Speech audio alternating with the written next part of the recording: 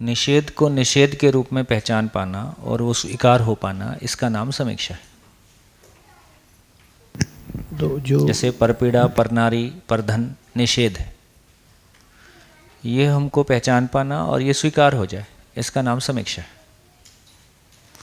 इंद्रियों में सुख की निरंतरता नहीं है, ये हमको स्वीकार हो जाए, इसका नाम समीक्षा है। मानव की पहचान का आधार रूप, बल, धन, पद नहीं है, ये हमको स्वीकार हो जाए, इसका नाम समीक्षा है। शरीर मरण धर्म है, ये स्वीकार हो जाए, ये मूल्यांकन है। जीवन अमर है, ये स्वीकार हो जाए, ये मूल्यांकन है।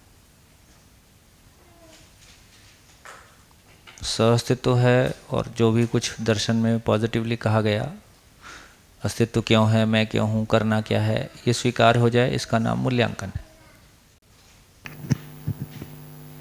और इससे ऐसा मतलब थोड़ा सा लग रहा था कि समीक्षा है सारी शरीरगत जो भी, हाँ वो तो ठीक है, वो और मूल्यांकन मैंने जितना स्वयं को शरीर माना है उसी की समीक्षा, भ्रम की समीक्षा, और सही का मूल्यांकन है।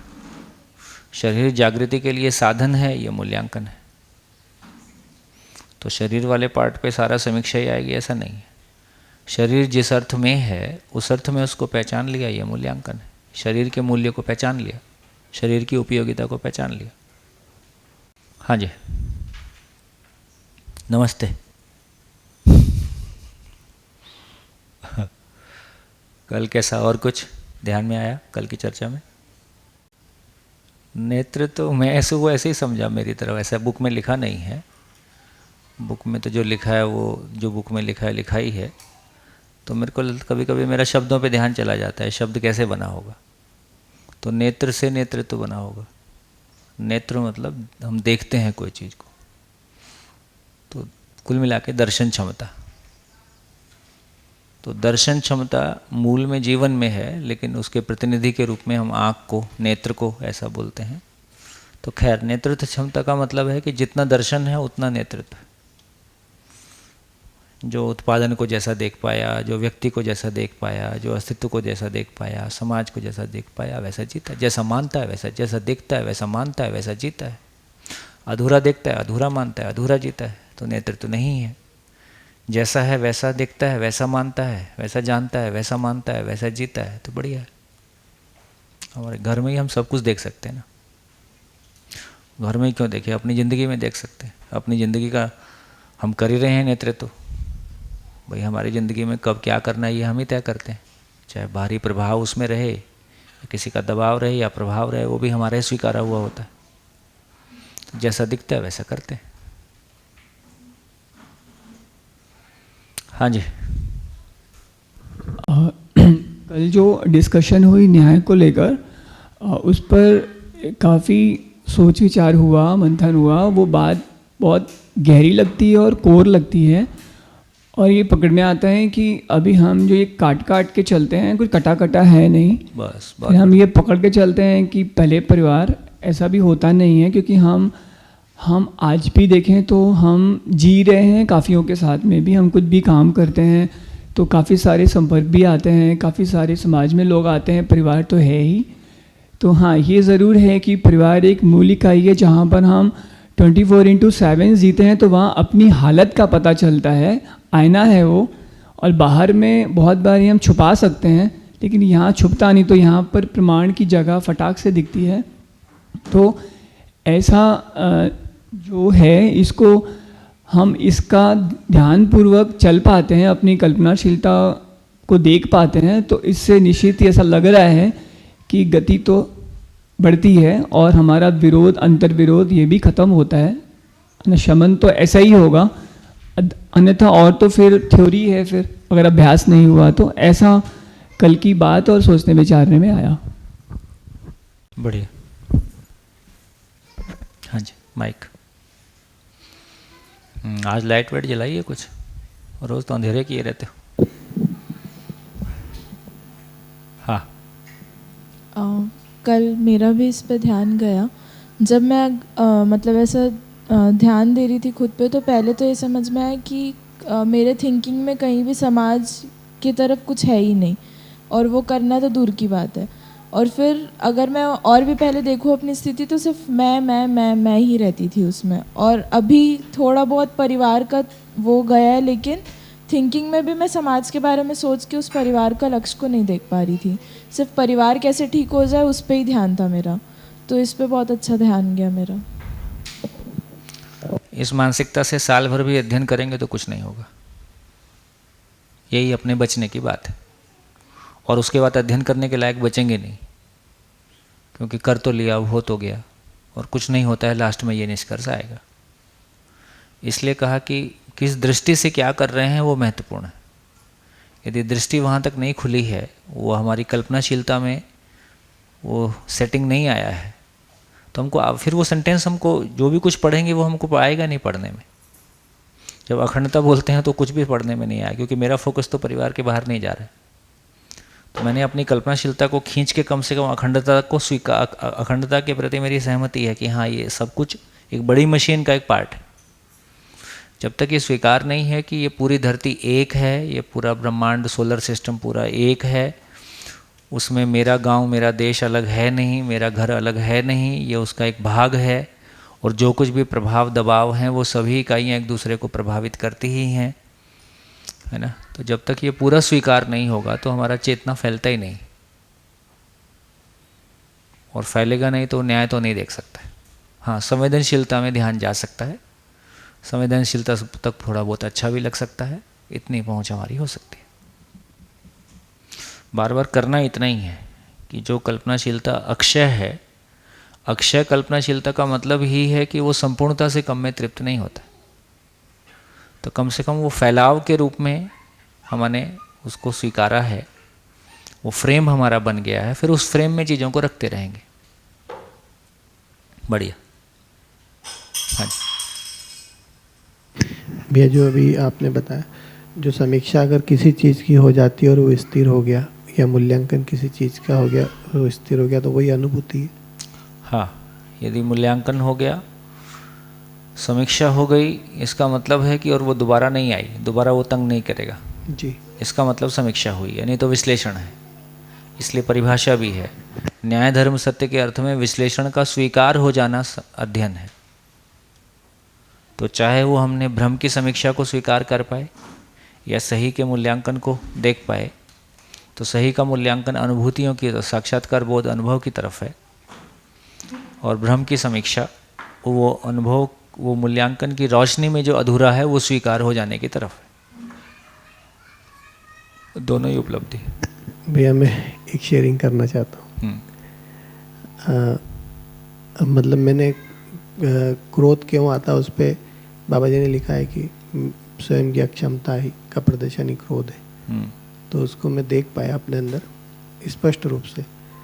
वो ऐसा हुआ कि मैंने किसी चीज़ की समीक्षा कर ली थी, मैंने ऐसा समझा, लेकिन वो उसका विश्लेषण नहीं हुआ था, मतलब वो स्थिर नहीं हुआ था। और मैं उससे बहुत दिन तक मतलब शरीरगत एक समीक्षा कर ली, मैंने ऐसा समझा, और मैं उसके साथ काफ़ी समय तक अच्छी स्थिति में चलता रहा।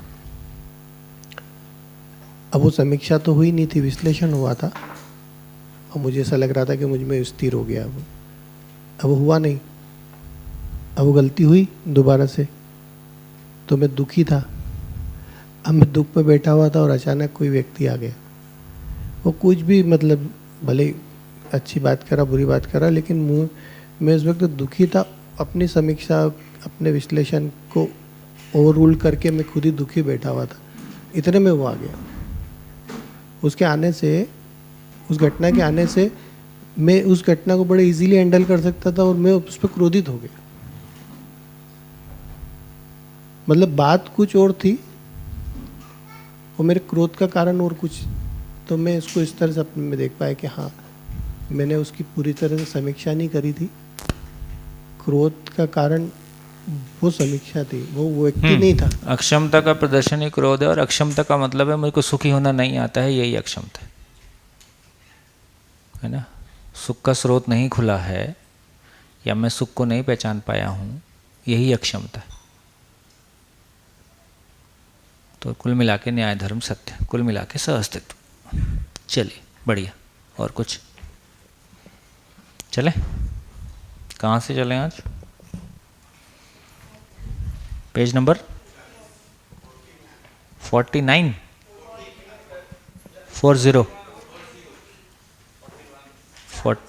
40 बोलो बोलो बोलो। मैं इसे ऐसे कनेक्ट कर पा रहा हूँ ना, जैसे आपने जो कहा था ना कि संवेदनशीलता, मतलब हम लोग बस संवेदनशीलता तक ही कुछ हद तक पहुँच सकते और उसमें हम लोग को सुख भी मिलेगा, पर थोड़ा सा हाँ वही अच्छा लगता। तो संवेदनशीलता को मैं ऐसे कनेक्ट कर पाया कि थोड़ा सा सुख पाएंगे और ज़्यादा दुख मिलने की संभावना हो जाएगी। हाँ हाँ वही। अच्छा, इसलिए पुराने लोगों ने गलत नहीं कहा, जितना हंसोगे उतना रोगे। हाँ वो ऐसे ही है, यहीं फिट होता है वो। वही ऐसे थोड़ा वैसे सम आवेश विषम आवेश की तरह देख सकते क्या, कि संवेदनशीलता समावेश है, संवेदनहीनता विषम आवेश है। ठीक है, गलत ठीक है बिल्कुल। और मध्यस्थ संज्ञानशीलता। बिल्कुल ठीक, बिल्कुल ठीक। अच्छा बढ़िया बढ़िया, ठीक है बिल्कुल। आइए आइए आइए आइए। सारा कहीं कहीं भेज देते यार। मैं तो ऐसा सोच के नहीं बोल रहा था कि ये कहीं जा रहा होगा। कहाँ कहाँ से फ़ोन आ जाता है, देख रहे थे हम। मैं कहा पता नहीं तो क्या क्या चर्चा हो जाती। मैं इस क्लास में बहुत फ्री स्टाइल चल रहा था। वही गया ना? हाँ बस फिर ठीक है, बस बस ठीक है, वो ठीक है, फिर तो ठीक है। मैं सोचा रोज जा रहा है। चलिए हाँ आगे चले। Page number 40। देखो पेज नंबर 40 में थर्ड पैराग्राफ में बहुत सारी परिभाषाओं को बहुत अच्छा स्थिर किया गया है। तो इस पर हमारा ध्यान जाने से जब भी ये परिभाषाएं दर्शन में पठन में यूज़ होंगी तो हमको मदद मिलेगी। तो इनको ठीक से अपन अपने में स्थिर कर लें। एक क्वेश्चन था मामा जी। हाँ इसी में हाँ संयोजन में लिखा है यांत्रिक, तांत्रिक और सामाजिक। तो यांत्रिक से ऐसे लग रहा है कुछ यंत्र मतलब इंस्ट्रूमेंट्स की बात हो रही है। सामाजिक से जो भी संबंध मूल्य भाव के हिसाब से करे, बट तांत्रिक से क्या? तंत्र मतलब व्यवस्था। व्यवस्था। 41 है। आप्यायन कहीं आया तो था, पता नहीं क्या, कहाँ पे? आप्यायन क्रियाएं मूल्यों को स्वयं में समा लेने के रूप में स्पष्ट हैं, जिसका प्रमाण मूल्यांकन के रूप में हो जाता है। स्वागत आस्वादन पूर्वक ग्रहण बराबर आप्यायन क्रियाएं, है ना। कुल मिला के जो हम आस्वादन कर रहे हैं उसको, आस्वादन पूर्वक जो ग्रहण क्रिया है उसको आप्यायन क्रिया कह रहे हैं। आप्यायन क्रियाएं मूल्यों को स्वयं में, आस्वादन क्रिया में मूल्यों का आस्वादन होता है, लक्ष्य का आस्वादन होता है, रुचि का आस्वादन होता है, उस सेंस में है। पुराने शब्द कोई होंगे उनको एक्सप्लेन किया है। ठीक, बढ़िया। हाँ, मानवीय संबंध गठन और अखंड समाज संगठन। हाँ ठीक है, मानवीय संबंध को गठन बोले। संगठन शब्द जहाँ आता है वो पूर्णता के अर्थ में गठन, ऐसा उसको लिखते हैं। तो संगठन का मतलब है अखंड समाज। देखो इससे हमारी एक दृष्टि ये जाती है कि अभी जैसे जितने भी परिवार को सबसे, समाज की सबसे छोटी इकाई के रूप में पहचाना गया, अखंड समाज को द्वितीय सोपान के रूप में पहचाना गया, और सार्वभौम व्यवस्था को तृतीय सोपान के रूप में पहचाना गया, या तृतीय स्थिति के रूप में पहचाना गया। अब फिर उसके बीच में हमने बहुत कुछ बना लिया है। स्कूल भी एक ऑर्गेनाइजेशन है, फिर तमाम डिपार्टमेंट्स हैं, तमाम सरकारी, जिसको हम आज व्यवस्था बोल रहे हैं, तमाम कंपनियां हैं, है ना, सामाजिक संगठन हैं, और सबके मिशन और स्टेटमेंट और, है ना, क्या लिखते हैं, मिशन और विज़न और मिशन स्टेटमेंट बनाते हैं। अब समझ में आता है कि सबका विज़न क्या रहेगा। तो सबका विज़न और मिशन के रूप में कुछ भी कहेंगे तो वो अखंडता सार्वभौमता से कनेक्टेड होगा।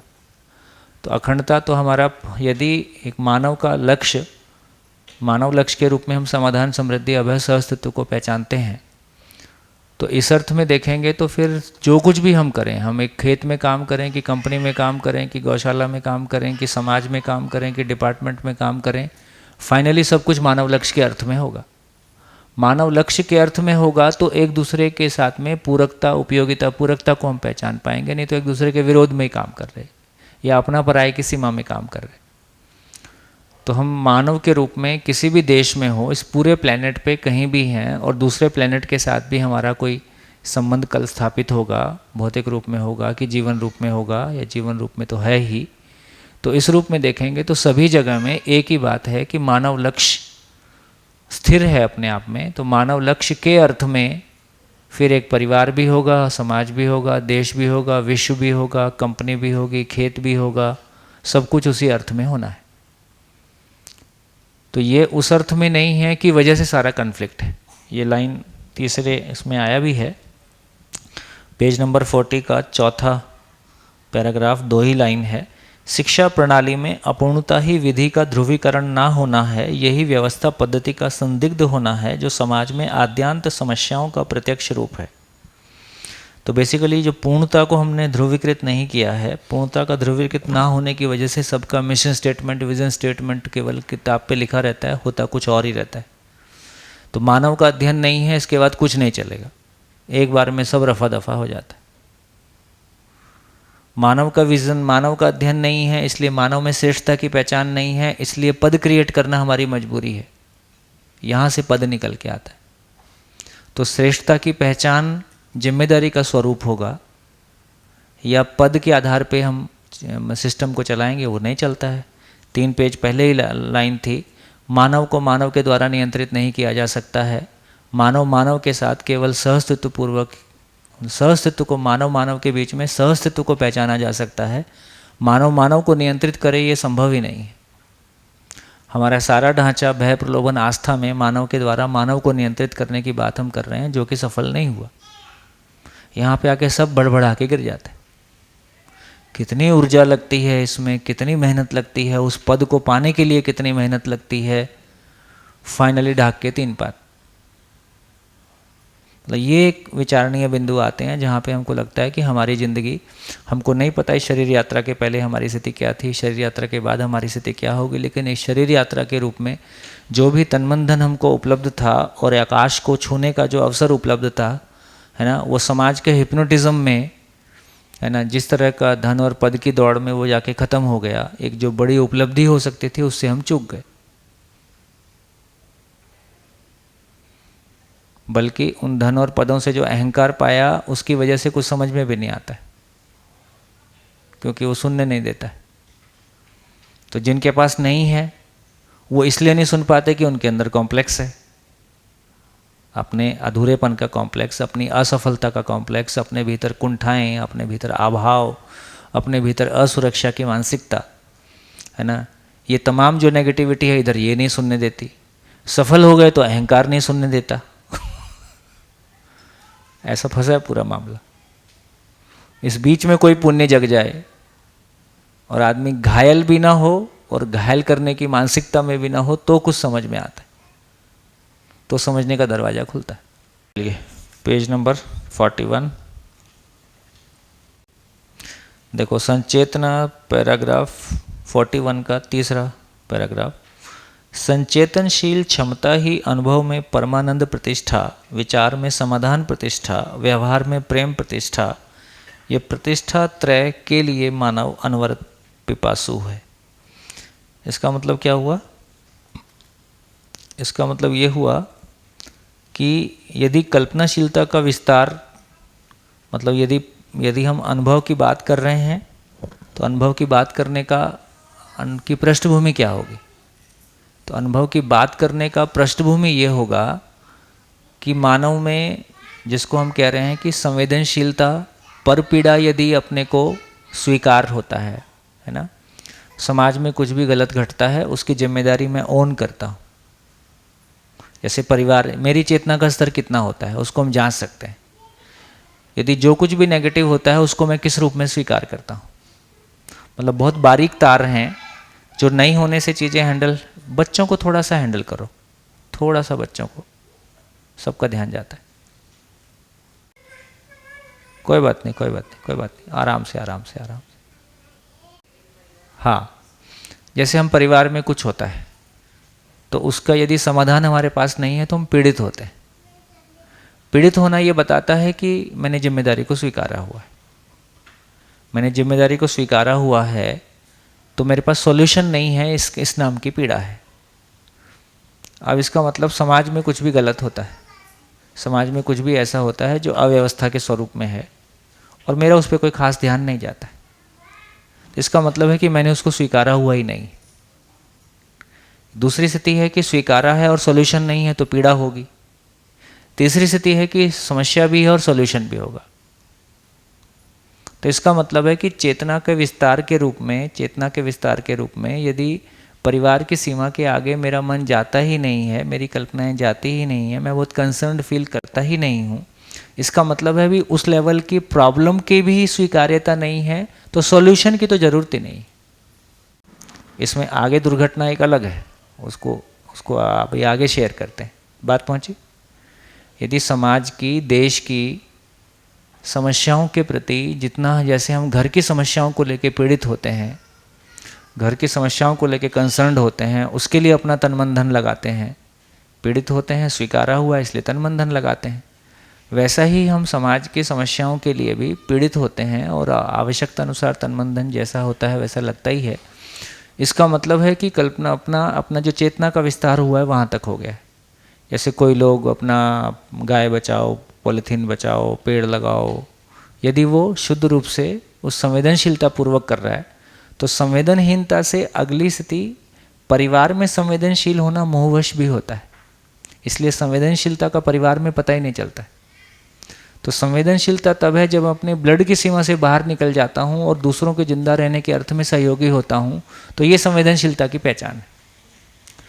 अखबार में नाम छपाने की अपेक्षा से नहीं, किसी को प्रभावित करने की अपेक्षा से नहीं, चाहे ब्लड डोनेट करने से लेके, तो मेरे को ये भी लगता है कि जितने भी तरह के संवेदनशीलता के काम हमारे सामने आते हैं उनको देख के हमारे प्रति, उनके प्रति सम्मान होता है कि नहीं होता है, या हम उस दृष्टि को मैं तो करता ही नहीं हूँ और जो करता है उसको पागल मानता हूँ या उसको हे दृष्टि से देखता हूँ कि फालतू कामों में लगा है ना, क्योंकि ऐसा होता है। दर्शन में आने के बाद हमारा एक तरफा दृष्टि हो जाता है, तो जो इस काम में लगा है उसमें भी जब हम किसी काम को हम मतलब दूसरों को छोटा साबित करके या छोटा, ऐसा हम बहुत नोइंगली ना भी कर रहे होंगे, लेकिन होता यही है कि दूसरे को जब भी मैं अपने से, यदि स्वयं में विश्वास की कमी है और दूसरे को मैं अपने से बड़ा पाता हूँ, ये मेरे को स्वीकार नहीं हो सकता है, ये मेरे आइडेंटिटी पे हस्तक्षेप होता है। जब स्वयं के प्रति विश्वास की कमी होती है तो मैं अपने से किसी को बड़ा पाता हूँ किसी भी तरीके से, तो मेरे को स्वीकार ही नहीं होगा, क्योंकि उसको स्वीकारने का मतलब है अपने आप को छोटा महसूस करना, और अपने आप को मैं छोटा महसूस करना नहीं चाहता। तो बाय डिफ़ॉल्ट ये घटना घटती है कि दूसरे को गलत सिद्ध कर दो, फालतू काम है, ऊपर से दिखाता है, अंदर से ऐसा नहीं है, बोलता ही है, आचरण में नहीं है, ऐसा करने से भी क्या होगा, इस तरह की भाषाएं बनेंगी। तो एक पार्ट ये हुआ कि मेरी संवेदनशीलता का पता परिवार में नहीं चलता है, क्योंकि परिवार में मैं मोहवश भी संवेदनशील होता हूँ। तो मेरी संवेदनशीलता का सही अर्थों में पता अपने ब्लड की सीमा के बाहर जाके, जब मैं दूसरों के जिंदा रहने के अर्थ में अपनी तृप्ति के लिए, अपनी खुशी के लिए कोई तनमन धन का अर्पण करता हूँ, है ना, तो ये संवेदनशीलता है प्योरली, फिर कोई शंका नहीं है। और संवेदनशीलता की प्रवृत्ति एक दिन होएगी और उसके बाद गायब हो जाएगी, फिर ऐसा नहीं होता है। फिर ऐसा व्यक्ति किसी ना किसी रूप में ऐसे कोई काम ढूंढता रहेगा। ये एक स्थिति हुई। तो मेरा एक कहना ये था कि इस तरह के सारे लोगों को, यदि हम भाई अपनी सीमा से बाहर जाके आदमी अपने तन धन का उपयोग दूसरों के जिंदा रहने के अर्थ में करता है, ये अप्रिशिएबल है। जैसे हमारे पास जब शुरू में हम विद्या से जुड़े थे, कोई भी आता था तो हम उसको विद्या में कन्वर्ट करने की कोशिश करते थे। वो आया हमसे गाय लेने हैं, हम सुना रहे उसको विद्या, बाद में समझ में आया ऐसा करने की ज़रूरत नहीं है। समावेश, शुरू में जो समावेश रहता है, एक ही चश्मा आ जाता है, उसी चश्मे से सबको देखते हैं। तो मेरे चश्मे से सबको देखूं या सामने वाले की यात्रा की कंटिन्यूएशन में उसको देखूं।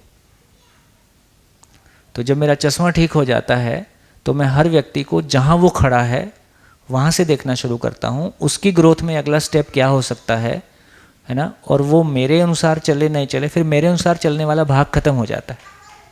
फिर उसकी ग्रोथ में सहयोगी होना कैसे हो सकता है ना, फिर अपेक्षा रहित, अपेक्षा का मतलब है इच्छा बंधन से रहित वो मामला हो जाता है। तो वहाँ हम एक दूसरे के साथ में कनेक्ट हो पाते हैं, नहीं तो मैं उसको अपने पाले में लाने की कोशिश कर रहा होता हूँ, ऐसा भी होता है और शुरुआती दिनों में ज़्यादा होता है। तो ये समझ में आया कि हर व्यक्ति की अपनी एक यात्रा है। संवेदनहीन व्यक्ति होगा तो यदि संज्ञानशीलता को भी सुनेगा तो पहले वो संवेदनशील ही होगा, और संवेदनशीलता की कोई तृप्ति होगी, संवेदनशीलता का कोई निष्कर्ष ले पाएगा तो वो संज्ञानशीलता की ओर जाएगा। संज्ञानशीलता में एक लेवल की तृप्ति होगी तो वापस संवेदनशीलता को हैंडल करेगा नए तरीके से। तो एक चेतना का ये मतलब ये सारे समीकरण जो इसमें जो मैं कह रहा था कि खतरनाक वाला पहलू है, वो इतने सालों में ये भी ऑब्जर्वेशन में आया कि राष्ट्र की समस्याओं के प्रति हमारा बहुत पीड़ित होना, ऐसा भी बहुत लोगों में देखा जाता है। लेकिन व्यावहारिक रूप में क्या हो सकता है और क्या नहीं हो सकता है, और दर्शन की रोशनी में हम क्या कर सकते हैं, ये भी अलग पहलू है। तो फाइनली दर्शन की रोशनी में जो निकल के आता है वो ये निकल के, मतलब मेरे से तो ये निकल के आया कि तत्कालिक समस्याओं का कोई तत्कालिक जैसा कुछ होता नहीं। भाई आज एजुकेशन ठीक नहीं है, इसमें तत्कालिक क्या कर डालें, तो मेरे को तत्कालिक समझ में नहीं आता है। तो मेरे को यही समझ में आता है कि भैया समझ के काम को फैलाओ, है ना। जितनी जगह में शिविर, अध्ययन शिविर का काम गहराई से होने लगेगा उतने लोग तैयार होकर निकलने लगेंगे। जितने लोग तैयार होकर निकलेंगे वो अपनी मनस्थिति, अपनी परिस्थिति के अनुसार अपनी अपनी भूमिकाएं देखेंगे और हमसे अच्छे लोग मिलेंगे, हमसे बढ़िया लोग मिलेंगे, क्योंकि पिछले वालों से हमने अच्छा किया है। और बाबा बोलते थे कि आगे पीढ़ी आगे। तो एजुकेशन में कुछ गलत हो रहा है, इसके लिए तत्कालिक क्या कर डालें, अब क्या आंदोलन कर डालें, क्या क्या कर डालें, ये मेरे को समझ में नहीं। राजनीति में कुछ ठीक नहीं हो रहा है, इसमें तत्कालिक क्या कर डालें। तो मेरे को कोई भी यात्रा 20 से 50 साल की नजर आती है। 20 से 50 साल से कम में कोई यात्रा नहीं है यदि दर्शन के ढंग से देखें। और सच्चाई ये है कि इसके अलावा और कोई यात्रा, ठीक है कोई भ्रष्टाचार हो रहा है, कोई गलती हो रही है, किसी के साथ अन्याय हो रहा है, वो तत्कालिक रूप में उसके लिए कुछ हो सकता है, उस तरह की कोई चीज़ें हो सकती हैं। तो ये एक बात है कि पीड़ा ना होना एक बात है, पीड़ा होने के बाद उन पीड़ाओं में फंस जाना दूसरा काम है। उन पीड़ाओं में फंस गए और तत्कालिक रूप से कुछ कुछ कार्यक्रम करते गए और ज़िंदगी पार हो गई, ना अपना कल्याण हुआ ना दूसरों के कल्याण होने की जगह बनी, ऐसा भी दुर्घटना होता है। तो एक स्थिति है कि मैं परिवार के आगे नहीं सोच पा रहा हूँ, एक स्थिति है मैं परिवार के आगे सोच पा रहा हूँ, फिर संवेदनशीलतावश उन्हीं समस्याओं में फंस के अपना तन मन धन लगा देता हूँ। एक तीसरी स्थिति है कि उनको प्रक्रिया के रूप में देखते हुए, प्रक्रिया के रूप में देखते हुए का मतलब जो पहले दिन चर्चा हुआ था कि जब तक एक मानव भ्रमित है तब तक वो कुछ गलत करेगा ही, फिर विकसित होगा तो राक्षस मानव पशु मानव का शोषण करेगा ही। ये शोषण करने से दोनों में विचार की प्रक्रिया आगे बढ़ेगी ही, यही विकसित होने का तरीका है। वैसे ही है, सांप के मुंह में मेंढक चला गया और हमने मेंढक खींच के निकाल लिया। तो इसका मतलब है कि ये प्रक्रिया है, शोषण, भ्रष्टाचार भी एक प्रक्रिया है, घरों में शोषण होना भी एक प्रक्रिया है। जो जितना भी गलती और अपराध है वो मात्र इस बात की सूचना है कि पूर्णता को नहीं पहचाना गया है, पूर्णता को नहीं रखा गया है ना। जैसे ये चर्चा हो रही थी कि 70% महिलाओं के साथ में एब्यूज़ उनके परिवार के लोगों के साथ में परिवार में हुआ है। तमाम झंझट यदि भाई भाई के यदि कोर्ट में केसेस देखेंगे तो भाई भाई के बंटवारे के केसेस मैक्सिमम हैं, 75% के ऊपर के केसेस ऐसे हैं। तो इसमें तो कोई सरकार कुछ नहीं बोल रही हमको। तो इसका मतलब है कि हमारी चेतना का स्तर ठीक नहीं है, तो घर में भी वो दुर्घटनाएं होती रहेंगी, बाहर तो फिर होती रहेंगी, उसमें कोई खास बात नहीं है। तो बहुत ठंडे दिमाग से सोचें कि फिर कोई राजनीतिक दल समस्या नहीं है, कोई धर्म समस्या नहीं है, कोई व्यक्ति समस्या नहीं है। पूर्णता का ना होना, पूर्णता को ना पहचान पाना, पूर्णता को शिक्षा और व्यवस्था में डिलीवर ना कर पाना, पूर्णता का परिवार और समाज में पहचान ना हो पाना समस्या है। क्या मैसेज गया है इस चर्चा से? कितनी बारीक लाइन है। अव्यवस्थाओं को देख के पीड़ित नहीं है तो जिम्मेदारी स्वीकार नहीं हुई है। अव्यवस्थाओं को देख के पीड़ित हो गए और उसी में घुस गए तो भी गई भैंस पानी में। तो कितनी बारीक लाइन है कि कैसे निकलता चला जाना है। यहाँ वो मानव की महिमा है कि भ्रम की समीक्षा और सही का मूल्यांकन। यहाँ गुरु की भूमिका है, या यहाँ वो सीनियर लोगों की भूमिका है जो ऐसे बहुत सारे खड्डों से निकल के आए। जितनी घटनाएं बोलता हूँ ये अपने बीच की ही, अपने ही मित्रों के साथ, अपने ही जिन लोगों के साथ में हमने 25-30 साल की यात्रा की है, उन सबसे गुजरे हुए लोगों की कहानी कह रहा हूँ। तो दर्शन में कैसा, जब नए लोगों के साथ में शिविर कर रहे हैं तो उनको 10 साल बोलते, 10 साल का धैर्य, कम से कम 10 साल से कम में कुछ भी ऐसा हो जाए। और 10 साल तक ये जो शुद्ध बुद्ध शिक्षा का भूत है, ये जो स्वराज्य घटित करने का भूत है, ये प्रीमेच्योर डिलीवरी करने का जितना भूत है, इससे हमको परेशानी मिली है। हम शुद्ध बुद्ध हुए नहीं, क्या शुद्ध बुद्ध शिक्षा आएगी? शुद्ध बुद्ध का मतलब अनुभव संपन्न होता है। तो मैं शुद्ध बुद्ध हो गया क्या? सारे शिक्षक शुद्ध बुद्ध हैं क्या? तो हम शुद्ध बुद्ध हुए बिना शुद्ध बुद्ध शिक्षा ले आएंगे, ये भी समावेशों की तरफ चला गया है। परिवार मूलक 10 सोपानी है, परिवार मूलक स्वराज्य व्यवस्था अभी घर में हो नहीं रहा है। हम 100 परिवारों का समूह बना देंगे, 1000 परिवारों का समूह बना देंगे, ये सब आवेश है, नहीं निकलेगा कुछ। इस बीच में अध्ययन छूट जाता है। वो योजना के आवेश में वो जो आदमी के इवॉल्व होने की प्रक्रिया है, ठीक है, इनका फ़ायदा ये भी है कि ये समीक्षा में फिर बहुत बड़ा काम करते हैं। बहुत सारे प्रयास कर लेने से जो हमारी समीक्षा करने की ताकत बढ़ जाती है, क्योंकि रिजल्ट आ गया। पहले अनुमान था, अब रिजल्ट आ गया, तो अब और ज़ोर से बोल सकते हैं, बेहतर तरीके से उसको बोल सकते हैं। तो जो कुछ भी पिछले 20 साल में अभियान में घटा है, उससे अभियान में एक मैच्योरिटी आई है। तमाम तरह के आवेशों के आधार पे जो लिए गए कार्यक्रम थे, उनके निष्कर्ष आ गए हैं। अब आगे वालों के लिए बहुत साफ सुथरा रास्ता है और बिना आवेश के चलने वाला। समझदार ये एकमात्र काम है जिसमें आवेश से काम नहीं चलेगा। आवेश से मुक्त विधि से ही अध्ययन हो सकता है। तो अध्ययन का शुरू का 4-5 साल तो आवेश मुक्त होने में लगता है, चाहे वो ऋणावेश हो, मतलब चाहे नेगेटिव वाला आवेश हो, कुछ नहीं हो सकता है, कुछ नहीं हो सकता है, ये भी एक डिप्रेशन ही है। और सब कुछ हो जाएगा और मैं ही कर डालूंगा, ये भी एक आवेश ही है ना। तो एक बात फिर से बोल के पूरी करता हूँ। तो पहला काम क्या समझ में आया, इसलिए फिर ये कहना शुरू किया कि भैया जहाँ परिवार समूह का काम चल रहा है, तो परिवार समूह में योजना पत्नी प्रधान होगी और कार्यक्रम अध्ययन प्रधान होगा। ये जो पति लोग मिलकर योजना बना लेते हैं, ये ठीक नहीं। पति लोग मिलकर पत्नियों को खींच लेते हैं और जीना पत्नियों को होता है, झेलना उनको पड़ता है। हम तो बड़ा बड़ा बना के इकट्ठा कर देते हैं, कुटुंब बना दिया, और बीच में पतली गली से हम निकल ही जाते हैं, अब तुम झेलती रहो। यदि पहले यही चल रहा होता तो पहले भी हम जॉइंट फैमिली से टूट के ही आए हैं। हमारे लिए कोई जॉइंट फैमिली कोई नई चीज़ थोड़ी है, हमने तो अपने बचपन में देखी है, उसका नर्क देखा है। समझदारी नहीं है तो जॉइंट फैमिली साक्षात नर्क है और परिवारों का समूह साक्षात नर्क है, समझदारी नहीं है तो। और जो कि इतना जल्दी नहीं है, जिसका आना इतना जल्दी नहीं है। मतलब ये यदि ये दर्शन बहुत प्रभावी होगा तो ये बचपन से बहुत प्रभावी हो जाएगा, उसकी तो संभावना है। अभी जिस तरह के हमारे चित्त इतने सालों की चोट खा खा के हो गए हैं, इतने सालों की नेगेटिविटी देख देख के हो गए हैं, इस चित्त का परिवर्तित होना ये स्लो प्रोसेस ही रहेगा। तो इस चित्त के साथ के लोगों के साथ में परिवार समूहों की कल्पना करना, अभी मेरी इतनी ही सहमति है कि हाँ 2 परिवार 3 परिवार जिनको लगता है हम आपस में मिलकर चल सकते हैं, वो चल सकते हैं। योजनाबद्ध तरीके से नहीं हो सकता। जिन 2 परिवारों का 4 परिवारों का आपस में मन मिल जाए कि हाँ भाई, हम उसमें भी पत्नियां तय करें कि हमारा मन मिल गया है, पति तय नहीं करें। सब परिवारों के साथ रहने का कार्यक्रम पत्नी प्रधान विधि से होगा। अभी कैसा है, पति प्रधान उत्पादन प्रधान। तो जिनको समझने में मन कम लगता है और उत्पादन में बहुत मन लगता है, वो तुरंत ऐसा इकट्ठे हो जाते कि उनको लगता है यही वाला अब ठीक हो रहा है। करने का वो जो करने का मजा है, वो जो करने का अभ्यास है पुराना, इसमें मन नहीं लगता है उतना। गलती नहीं है, लेकिन गुजरना तो होगा।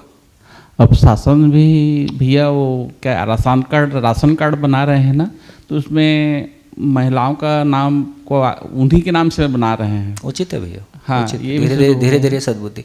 देखो सच्चाई यही है कि धीरे धीरे समाज कहाँ से निकल के आया? समाज वहाँ से निकल के आया जहाँ से युद्ध करना था। तो युद्ध करने के लिए पुरुष शरीर ज़्यादा अच्छा है, जीने के लिए महिलाओं का धैर्य और लंबे समय तक किसी एक चीज़ में टिके रहना। महिलाओं की अभी परेशानी इतनी है कि जिस पीछे की यात्रा से निकल के आई हैं, उसके चलते उनके भीतर असुरक्षा का भाव, फाइनेंशियली असुरक्षा, मानसिक असुरक्षा, सम्मान के लिए असुरक्षा, है ना, धन के लिए असुरक्षा, ये तमाम असुरक्षाओं के साथ होने की वजह से अपने आप को उभारना थोड़ा मुश्किल लगता है। लेकिन एक बार ये उभरना शुरू होगा, है ना, तो जीने की जो स्थिरता है और संबंध को जो फील कर पाने की, तो जो भी समाज महिला प्रधान होएगा उसका उद्धार जल्दी हो जाएगा। इसमें गलत नहीं है ना। और अल्टीमेटली किसी भी पुरुष को जन्म देने वाली महिला ही है। उस महिला का जागृति का स्तर जितना होगा, अभी गर्भ संस्कार को क्या बोल रहे कि गर्भ काल के दौरान महिला जो सुनती है, सोचती है, बोलती है, वही गर्भ संस्कार है। तो यदि सही अर्थों में बच्चे के ऊपर एक गहरा प्रभाव, जो कि सबसे गहरा प्रभाव गर्भकाल में बहुत एकदम क्लीन स्लेट है ना, और बाहर आने के बाद मान लो 2-3 साल तक गहरा प्रभाव, क्योंकि उस समय वो क्लीन स्लेट है। तो जितना क्लीन स्लेट में जो लिख दिया उसका प्रभाव काफ़ी ज़्यादा है। उसके बाद फिर उतना प्रभाव धीरे धीरे कम होते जाता है और यंग होने के बाद वो प्रभाव और कम हो जाता है। तो इसका मतलब है कि यदि सही अर्थों में देखा जाए तो एक महिला, यदि मैं गुजरात में देखता हूँ तो महिला पुरुष में समानता ज़्यादा दिखाई देती है नॉर्थ की तुलना में, है ना। महाराष्ट्र में भी मेरे को लगता है ये बेहतर होगा, है ना, महाराष्ट्र में भी बेहतर होगा, है ना। तो ये महाराष्ट्र और ये मध्य भारत के बाद अफ़गान तक जाएंगे तो ये विपरीत होते जाता है। रशिया का मेरे को पता नहीं है। अफ़गान तक जाएंगे तो टोटली पुरुष प्रधान है, और साउथ की तरफ जाएंगे तो ये महिला प्रधान होते जाता है, पर बीच में ऐसा लगता है कि पुरुष प्रधान जैसा है, क्योंकि साउथ की फिल्में देखते हैं तो मार धाड़ बहुत दिखाई देती है ना, तो उसको देख के एक दूसरी फीलिंग आती है। लेकिन सार बात ये बिल्कुल ठीक है कि यदि महिलाएं जितना समझने की दिशा में आगे बढ़ेंगी उतना पूरा समाज आगे बढ़ेगा, बहुत पावरफुली आगे बढ़ेगा, इसमें कोई शंका नहीं। क्योंकि आप देख लो, जिन भी परिवारों में महिलाओं की स्थिति अच्छी है वो परिवार बहुत संभले हुए हैं। पुरुष का निर्णय लेने का तरीका ही अलग होता है ना, वो उसमें तत्कालिकता ज़्यादा होती है, और महिलाएं बहुत लंबी दूर तक देख के, या तो असुरक्षा की वजह से उनको लंबा दूर तक देखने का अभ्यास होता है, और बहुत सारी नेगेटिविटी को चाहे इनसिक्योरिटी की वजह से देखें, लेकिन 20 साल बाद समझ में आता है यार ये ठीक हो गया था, नहीं तो पति तो पैसा निपटू के बराबर करके चल देता है। तो ऐसा तमाम घरों में देखने में आता है। आपकी सारी बातों में काफ़ी सारी चीज़ें बहुत साफ़ सुथरी दिख रही हैं। जैसे हमने कल न्याय संबंध की बात की, उसी कड़ी में हम बात कर रहे हैं संवेदनशीलता की, जो कि एक बड़ी कड़ी है आदमी के साथ जुड़ने की। और एग्जैक्टली हमको लगता है कि एक बढ़िया चीज़ हाथ में आ गई तो हम फिर वो जो बहुत न्याय को परिवार में ही देखते हैं, बाकियों को हम काट के चलते हैं। बहुत बढ़िया। तो अगर समाज में कोई भी बढ़िया कर रहा है तो हम उसको नकारते हैं कि हम श्रेष्ठ हैं, हम कुछ विद्या हमने मिल गई है, समाज में तो कुछ हुआ ही नहीं है। तो ये एक्चुअली लगता है कि हम कत्ल ही कर रहे हैं। इससे भैया एक बड़बोलापन चला गया, और जीवन विद्या जितनी बड़ी थी, हमारे प्रारंभिक दौर के जो भी प्रबोधन कार्य हम लोगों के द्वारा हुए, या लोगों के द्वारा लोगों से जो मैसेज लोगों तक पहुंचा, उसमें एक अहंकार का मैसेज लोगों तक गया। जैसे ईश्वर को देखा जाए, ये बहुत एक सेंसिटिव बिंदु है, ईश्वर को देखा जाए तो परंपरा में जैसा बताया जा रहा था उससे बहुत अच्छा और बहुत क्वालिटेटिव दर्शन में कहा गया है। लेकिन हमारे कहने वाले का तरीका कैसा हो जाता है, तो कहने वाला जब मैं कोई चीज़ को नकारता हूँ जोर से, तो अननोइंगली मैं स्वयं को स्थापित कर रहा होता हूँ। ईश्वर करता नहीं है, ईश्वर ये नहीं है, ईश्वर वो नहीं, जो कुछ ईश्वर को अभी तक मान रहे थे वो उठा के मैंने सब ना बोल दिया। तो इससे अननोइंगली मैं स्थापित होता हूँ। जब मैं वास्तविकता को स्थापित करने जाता हूँ तो जितनी महिमा पहले बताई गई है, यदि किसी बात में अपूर्ण थी अब उसको पूर्ण कहा जा रहा है तो उसकी महिमा ज़्यादा समझ में आएगी कि कम समझ में आएगी? ज़्यादा समझ में आनी चाहिए। तो पहले ये था कि ईश्वर कर्ता पद में है, ईश्वर ने सृष्टि बनाई, ईश्वर सृष्टि को चलाता है, ईश्वर उसको विनाश करता है, ऐसा सब भाषा आती है। अभी बनाता है, ईश्वर सृष्टि को बनाता है कि ईश्वर में सृष्टि प्रकट है। ईश्वर बना, कोई किसी चीज को बनाता है, ये एक महिमा है, और दूसरी महिमा ये है कि होने मात्र से सब कुछ बनता है। तो ईश्वर में होने मात्र से सृष्टि में प्रकटन है, ईश्वर में होने मात्र से सृष्टि नियंत्रित है, ईश्वर में होने मात्र से सृष्टि संचालित है, ईश्वर में होने मात्र से वो स्वानुशासित है, स्वनियंत्रित है ना, पूर्णता के अर्थ में है, पूर्णता के आचरण को व्यक्त करता है। तो यदि ये इसको व्यक्त करते हैं तो पता चलता है कि जितना महिमा हम पहले व्यक्त कर रहे थे उससे ज़्यादा महिमा को हम व्यक्त कर पा रहे हैं। ये मैं किसी दूसरे का नहीं कह रहा हूँ, मेरा ही कह रहा हूँ। तो इससे ये समझ में आया कि जैसे जैसे हमारे भीतर वो अधूरापन मुक्त, अधूरापन होगा तो हमारी भाषा में भी अधूरापन आएगा। यदि हमारे भीतर कोई तृप्ति की स्थिति बनेगी, किसी महिमा को है ना फील करने की स्थिति बनेगी, तो हमारी भाषा में ऑटोमेटिकली वो स्थिति आएगी। तो लोगों ने ये कहना भी शुरू कर दिया कि जीवन विद्या वाले बौद्धिक माफिया हैं। बौद्धिक माफिया हैं। जैसे बहुत सारे लोगों को ये भी डर है कि वो अपने लोगों को हमारे शिविरों में इसलिए नहीं भेजते हैं, उसके बाद उनको पता है वापस लौट के आएंगे नहीं, है ना। इसमें दोनों भाग हैं, गलती भी नहीं है क्योंकि अधूरेपन के पास आदमी वापस क्यों जाएगा, है ना। लेकिन ये भी समझ में आता है कि ये बहुत प्रभावशाली चीज़ है। तो इस वास्तविकता को कैसे कहा जाए कि परंपरा में जो कुछ भी अभी तक हुआ है उसका सम्मान भी हो और ये विकल्प भी है, इसको भी रखा जाए। अभी जब विकल्प रखने जाते हैं तो बाकी को काटना पड़ता है ना।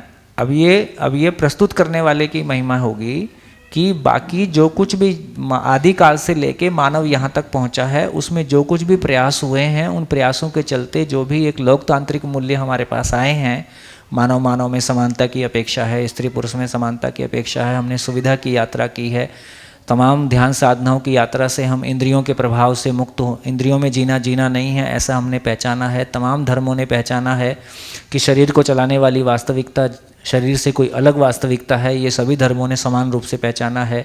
ईश्वर कोई व्यापक वस्तु है, फैली हुई वस्तु है और वो कण कण में है। बहुत कुछ ऐसा देखेंगे तो बहुत कुछ है, लेकिन इसके बावजूद भी जो दर्शन की मौलिकता है वो अपने आप में अद्भुत है कि जीवन को पहचान पाना। यदि अनुसंधान के रूप में कहा तो क्रिया पूर्णता, गठन पूर्णता, आचरण पूर्णता, इसी को अनुसंधान कहा है। तो गठन पूर्ण परमाणु विकास पूर्वक गठन पूर्ण होता है, गठनशील परमाणु विकास पूर्वक गठन पूर्ण होता है। ये इस दर्शन का अद्भुत और मौलिक प्रस्तुति है। तो मानव का अध्ययन हो पाया, ये मौलिक प्रस्तुति है। जीवन को वस्तु रूप में पहचान पाई, ये मौलिक प्रस्तुति है। अस्तित्व को व्यवस्था के स्वरूप में पहचान पाई, ये मौलिक प्रस्तुति है। ये मौलिक प्रस्तुति हो पाई इसलिए शिक्षा और व्यवस्था को पहचान पाई, ये मौलिक प्रस्तुति है। सार्वभौम मानवीय आचरण को पहचान पाई, ये मौलिक प्रस्तुति है। धर्म को होने के स्वरूप में पहचान पाई, ये मौलिक प्रस्तुति। तो यदि हमारी वो क्लैरिटी होगी कि मौलिक प्रस्तुति के रूप में दर्शन क्या कहता है, वो एक भाग है जहाँ वो जिसको कह रहे हैं कि ये विकल्प है। फिर संसार ने जो कुछ पॉजिटिव किया है उन प्रयासों को हम सम्मान कैसे कर पाएँ और दर्शन की मौलिकता को भी कैसे प्रस्तुत कर पाएँ, तो हम जाके वो न्याय कर पाने की स्थिति में होंगे। तो जो बात आप बोल रहे हो जी, बात पूरी नहीं हुई थी, सॉरी, कोई नहीं। तो उसमें यही दिखता है कि अभी जो भी हम करने की सोचते हैं या जो प्रस्ताव है वो भी सहअस्तित्व ही है। अकेले में तो हम ना शिक्षा कर पाएंगे, कुछ भी नहीं कर सकते। तो जो समाज में हो रहा है वो एग्जैक्टली बोनस है, उत्पादन भी नहीं, वो सारा कुछ बोनस है, उत्पादन भी नहीं, सभी कुछ शामिल है, बिल्कुल। तो जो समाज में हो रखा है वो हमारे लिए बोनस है। तो जब हम ये संवेदनशील होते हैं हर एक के लिए, तो हम उनके साथ पहला तो कम से कम एक संबंध बना पाते हैं कि आदमी संबंध तो है हमारा। उसके आगे वो सुनने की स्थिति में आता है कि हम कह क्या रहे हैं और हम कोशिश क्या कर रहे हैं। और उसमें भी लगता है कि जब हम कोशिश कर रहे हैं एक भाव होता है और तुम कुछ नहीं कर रहे हो ये एक भाव होता है। तो ये जो प्रेजेंटेशन है ये बहुत इम्पोर्टेंट बात है, ऐसा एक व्यू आता है। बिल्कुल बिल्कुल। मतलब अब इसलिए सारी चर्चाओं की आवश्यकता इसलिए है कि कल जब आप ग्रो करोगे 5 साल बाद, 10 साल बाद, 2 साल बाद, जब आप ग्रो करोगे और आप जब 4 लोगों से बात कर रहे हो तो आपके भीतर वो गठाने मत हों, आपके भीतर वो शार्प एजेस मत हों, है ना। कैसे हम दूसरे का सम्मान बनाए रखते हुए बात कर पाएँ, कैसे हम अधिमूल्यन भी ना करें, अवमूल्यन भी ना हो, है ना। उसमें अपनी ही स्थिति की मतलब अपनी ही स्थिति की बेहतरी की बात है ना। तो अब ये समझ में आ गया कि एक यदि सृष्टि में हम देख रहे हैं कि पदार्थावस्था तृप्त होती है तो प्राणावस्था तृप्त होती है तो जीवावस्था, तो जीवन विद्या योजना तृप्त होगा तो मानवीय शिक्षा के लिए जगह बनेगा, है ना। देखो स्कूल एजुकेशन और हायर एजुकेशन, सबसे पहले यदि देखा जाए तो स्कूल एजुकेशन के इंटरवेंशन और हायर एजुकेशन के इंटरवेंशन रायपुर से ही हुए हैं। और सारे इंटरवेंशन करके अब मेरा ऐसा निष्कर्ष है कि इनमें ताकत बहुत ज़्यादा लगती है, रिजल्ट बहुत न्यून है। मेरी तरफ से मेरे पास 10 प्रपोजल सरकारों के आते हैं, है ना, तो मैं सबको लेट गो, मतलब उतना ही करना है, या जिम्मेदार कोई स्थिति है तो करना है, नहीं तो अभी थोड़ा लेट गो कर देंगे।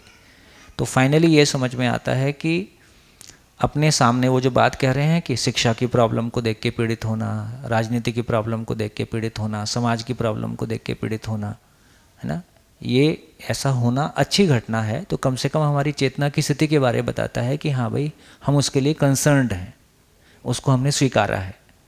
लेकिन फाइनली एफर्ट कहाँ मारें और कितना मारें और क्यों मारें, तो फाइनली ये समझ में आता है कि समाज वो जगह है जहाँ से लोग मल्टीप्लाई होंगे। लोग नहीं मल्टीप्लाई होंगे तो कोई भी योजना आ जाए तो फाइनली तो आप कुछ नहीं कर सकते। भाई कोई भी स्टेट के सीएम से बात होती है और आधा घंटे में ये स्थिति बन जाती है, बाय द वे बन गई, तो वो कहता है संभालो, उसके बाद तो आपको लोग चाहिए, उसके बाद आप करोगे क्या, है ना। और लोग एक दिन में तैयार नहीं होते हैं। तो इसका मतलब है कि अब हमारी दृष्टि बहुत क्लियर हो कि सरकारों के साथ क्यों काम करना है। एक बड़े वातावरण को बनाने में सरकारी काम का सहयोग है। समाज में एक बड़ी एक्सेप्टेंस आती है, यदि दर्शन के बारे में समाज में एक्सेप्टेंस आई है कि ये शिक्षा की वस्तु है, तो उसका बड़ा कारण है कि जो गवर्नमेंट के फ्रंट्स पे काम हुआ है। जब गवर्नमेंट किसी चीज़ को शिक्षा के रूप में स्वीकारने लगती है तो समाज इस बात को स्वीकारता है, क्योंकि समाज का रीढ़ का हड्डी मिसिंग है ना, उसकी बेचारे की अपना मनोबल टूटा हुआ है। तो सरकार उसको शिक्षा की वस्तु के रूप में स्वीकारती है, तो समाज को स्वीकारने में दिक्कत नहीं होती है कि ये शिक्षा की वस्तु है, इस पर हम चल सकते हैं। लेकिन उसकी अपनी सीमा है। तो इसका मतलब है कि दोनों में एक संतुलन देख के काम करना होगा। अपनी योग्यता, अपना धैर्य, अपनी आवश्यकता, पारिवारिक स्थितियाँ, सबको ध्यान में रखते हुए फिर मेरे लिए उचित कार्यक्रम, मेरे लिए उचित भूमिका क्या होगी, वो धीरे धीरे फिर इवॉल्व होगा। तो सरकारों के साथ काम करेंगे, सोच समझ के काम करेंगे ताकि वातावरण का निर्माण हो सके, लेकिन फाइनली समाज के साथ तन मन धन लगाएंगे ताकि लोग मल्टीप्लाई हो सकें और ये धारा आगे बढ़े। तो मेरे कहने का आशय ये था कि जीवन विद्या योजना तृप्त होती है तो मानवीय शिक्षा के लिए ग्राउंड क्रिएट होता है। एक क्रिटिकल मास, एक योग्य मास और क्रिटिकल संख्या, एक संख्या की भी आवश्यकता है और एक मास की भी आवश्यकता है। और यदि जैसे कोई भी विद्यालय चलाना है तो यदि उसके साथ में शिक्षक तैयार करने का प्रकल्प नहीं है तो विद्यालय लंबा नहीं चलेगा। इसका मतलब कोई भी प्रकल्प के लिए, दर्शन आधारित कोई भी प्रकल्प के लिए शिविर, अध्ययन शिविर उसका बेसिक प्रोग्राम है। शिविर, अध्ययन शिविर लगातार आपके यहाँ चल रहा है तो फिर आपके विद्यालय के लिए शिक्षक और दूसरे विद्यालयों के लिए भी शिक्षक तैयार होने का काम होता रहेगा। तो आपके विद्यालय, और ये उपकार विधि से शिक्षक विद्यालय चलाना बहुत मुश्किल काम है, ये नहीं चलेगा अभी। इसमें क्या प्रॉब्लम आ रही है कि शिक्षक चाहे अयोग्य है, आप बोल कुछ नहीं सकते, बोल दिया तो अगले दिन से आएगा नहीं वो, और दूसरा आदमी आपको मिलेगा नहीं। तो उपकार विधि से विद्यालय कब चलेगा? जब जितने शिक्षकों की आवश्यकता है उससे 2 से 3 गुने ऑलरेडी बने हुए हैं। जब शिक्षक के लिए विद्यालय में पढ़ाना उसकी जागृति के लिए अवसर है, वो ऐसा देखे तो उपकार विधि का विद्यालय चलेगा। तो फाइनली इन सारी चीज़ों को सस्टेन करना, कंसीव करना, जमीन पे हिम्मत करके जमीन पे उतार देना एक स्थिति है, उसकी निरंतरता को और उसकी क्वालिटी दे पाना दूसरी स्थिति है। फिर जब जीवन विद्या योजना से मानवीय शिक्षा योजना तृप्त होती है तो स्वराज्य के लिए वातावरण बनेगा। अभी हमारा जीवन विद्या योजना तृप्त हुआ नहीं और परिवार मूलक स्वराज्य योजना की तैयारी शुरू हो गई है। ये हम प्री मैच्योर डिलीवरी कर रहे हैं, परेशान होंगे। ये सब परेशानी होने वाले काम है।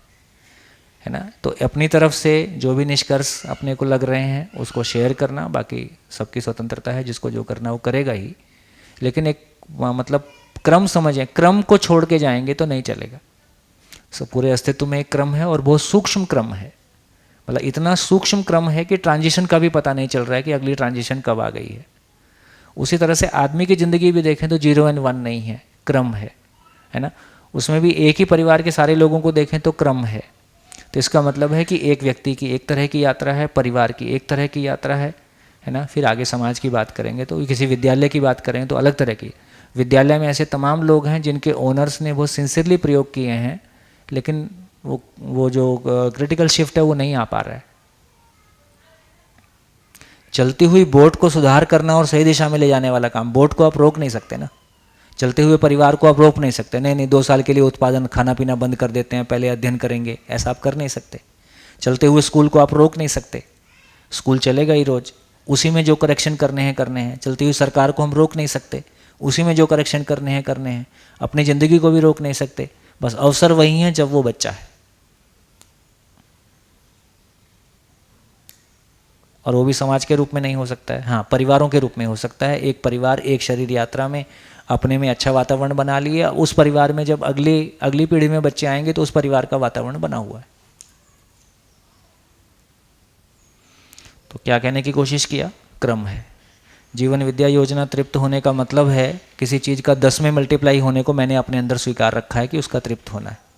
तो 10 जगह 12 पुस्तकों का अध्ययन विधिवत शुरू हो गया है, ऐसा मैंने मिनिमम अपने में स्वीकार रखा है कि एक योजना का तृप्त होना है। ऐसा माना जाए कि नहीं माना जाए? अभी कितनी जगह चल रहा है पूरे देश में है? हाँ मतलब 2-4 बोल लो, वो भी अभी संतोषजनक नहीं है। हाँ मतलब देखा जाए तो वो भी अभी पूरी तरह से संतोषजनक नहीं है। चाहे यहाँ की भी बात करें, जिस क्वालिटी के साथ होने की ज़रूरत है, अभी और क्वालिटी बेहतर होने की ज़रूरत हो तो गुंजाइश हमेशा रहेगी, है ना। लेकिन 10 जगह तो ऐसा हो जाए तो माना जाए कि जीवन विद्या योजना तृप्त हो रही, फिर ठीक है, फिर साथ साथ जो स्कूल एजुकेशन वाले प्रयोग हैं वो चलेंगे ही। तो ऐसा धैर्य के साथ एक बड़ा व्यू समझने के लिए, समझना होल टू पार्ट है, जीना पार्ट टू होल है। होल टू पार्ट के समझने में मेरी चेतना की स्थिति, मेरी चित्त की स्थिति और उसकी एक यात्रा होगी। और जब प्रमाणित करने जाएंगे, जब कार्य अभी प्रमाणित करने ना बोलें, अनुभव के अर्थ में ही अपनी पात्रता अर्जन के क्रम में किसी योजना में भागीदारी करेंगे, उस योजना में भागीदारी करते समय भी हमारी कोई क्लैरिटी होगी। देखो जीवन विद्या में अच्छी बात क्या है, कोई किसी दूसरे को कार्यक्रम नहीं बता रहा है। हम सभी अपनी अपनी समझ के अनुसार, अपनी अपनी स्थिति और पारिवारिक स्थिति के अनुसार किसी कार्यक्रम में भागीदार होते हैं। ये अच्छी बात है, ये बहुत अच्छी बात है। यहाँ कार्यकर्ता पना नहीं है, नहीं तो कार्यकर्ता सभी संगठनों में कार्यकर्ता होते हैं, यहाँ कोई भी कार्यकर्ता नहीं है। चलो, ये सब बर्ड व्यू के साथ में अध्ययन करना। बोलो। मतलब ये गोष्ठी में प्रश्न आया था, हाँ शिवांश भाई का था, तो वही पूछेंगे उसको।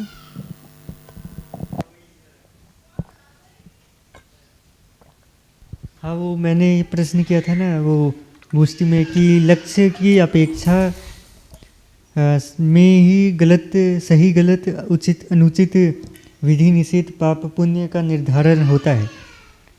तो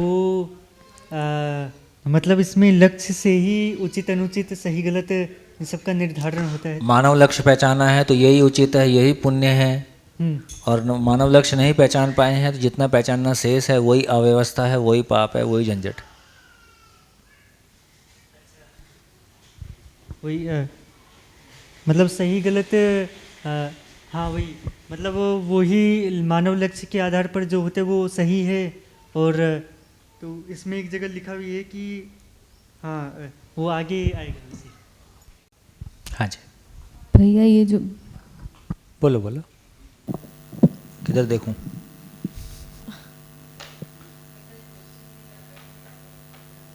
बोलिए बोलिए बोलिए।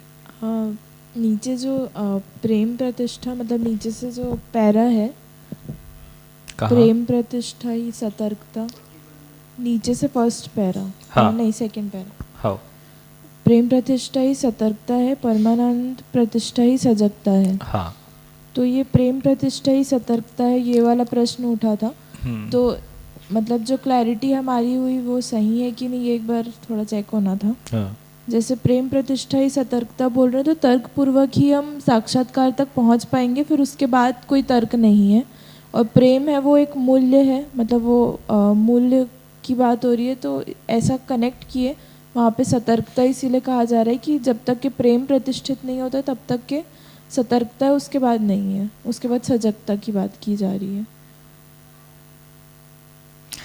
भैया मुझे इसी में इसी में था, क्योंकि हम पहले ये देख रहे थे कि प्रेम प्रतिष्ठा को समाधान के साथ कह रहे हैं और फिर अभी सतर्कता की बात कर रहे हैं। तो सतर्कता तो साक्षात्कार से पहले की बात है, तो उसमें प्रेम प्रतिष्ठा ही सतर्कता कहने का क्या मतलब है, उनसे जुड़ा हुआ?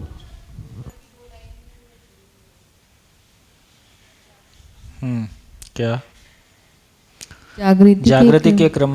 जागृति के क्रम में समाधान प्रतिष्ठा की निरंतरता प्रेम प्रतिष्ठा, प्रेम प्रतिष्ठा की निरंतरता परमानंद की निरंतर।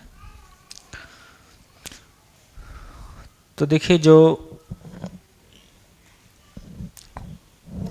मतलब यदि ट्रांसफॉर्मेशन को देखें तो पहला चेंज है कि प्रियहित लाभ की कल्पना न्याय धर्म सत्य की कल्पना में हो जाए, और ये काम तर्कपूर्वक हुआ। तो न्याय धर्म सत्य का तर्कपूर्वक चित्रित हो जाना, इसको पहला स्टेप बोल रहे हैं, जिसको श्रवण बोल रहे हैं। तो न्याय धर्म सत्य का तर्कपूर्वक चित्रित हो जाना, इसको क्या बोल रहे? श्रवण बोल रहे। अब प्रियहित लाभ का न्याय धर्म सत्य में कंपेयर होके प्रियहित लाभ की तुलना में न्याय धर्म सत्य वरीयता में आ जाना, और वृत्ति में, दृष्टि में न्याय धर्म सत्य की दृष्टि का स्थिर होना, तो इसको मनन बोल रहे हैं।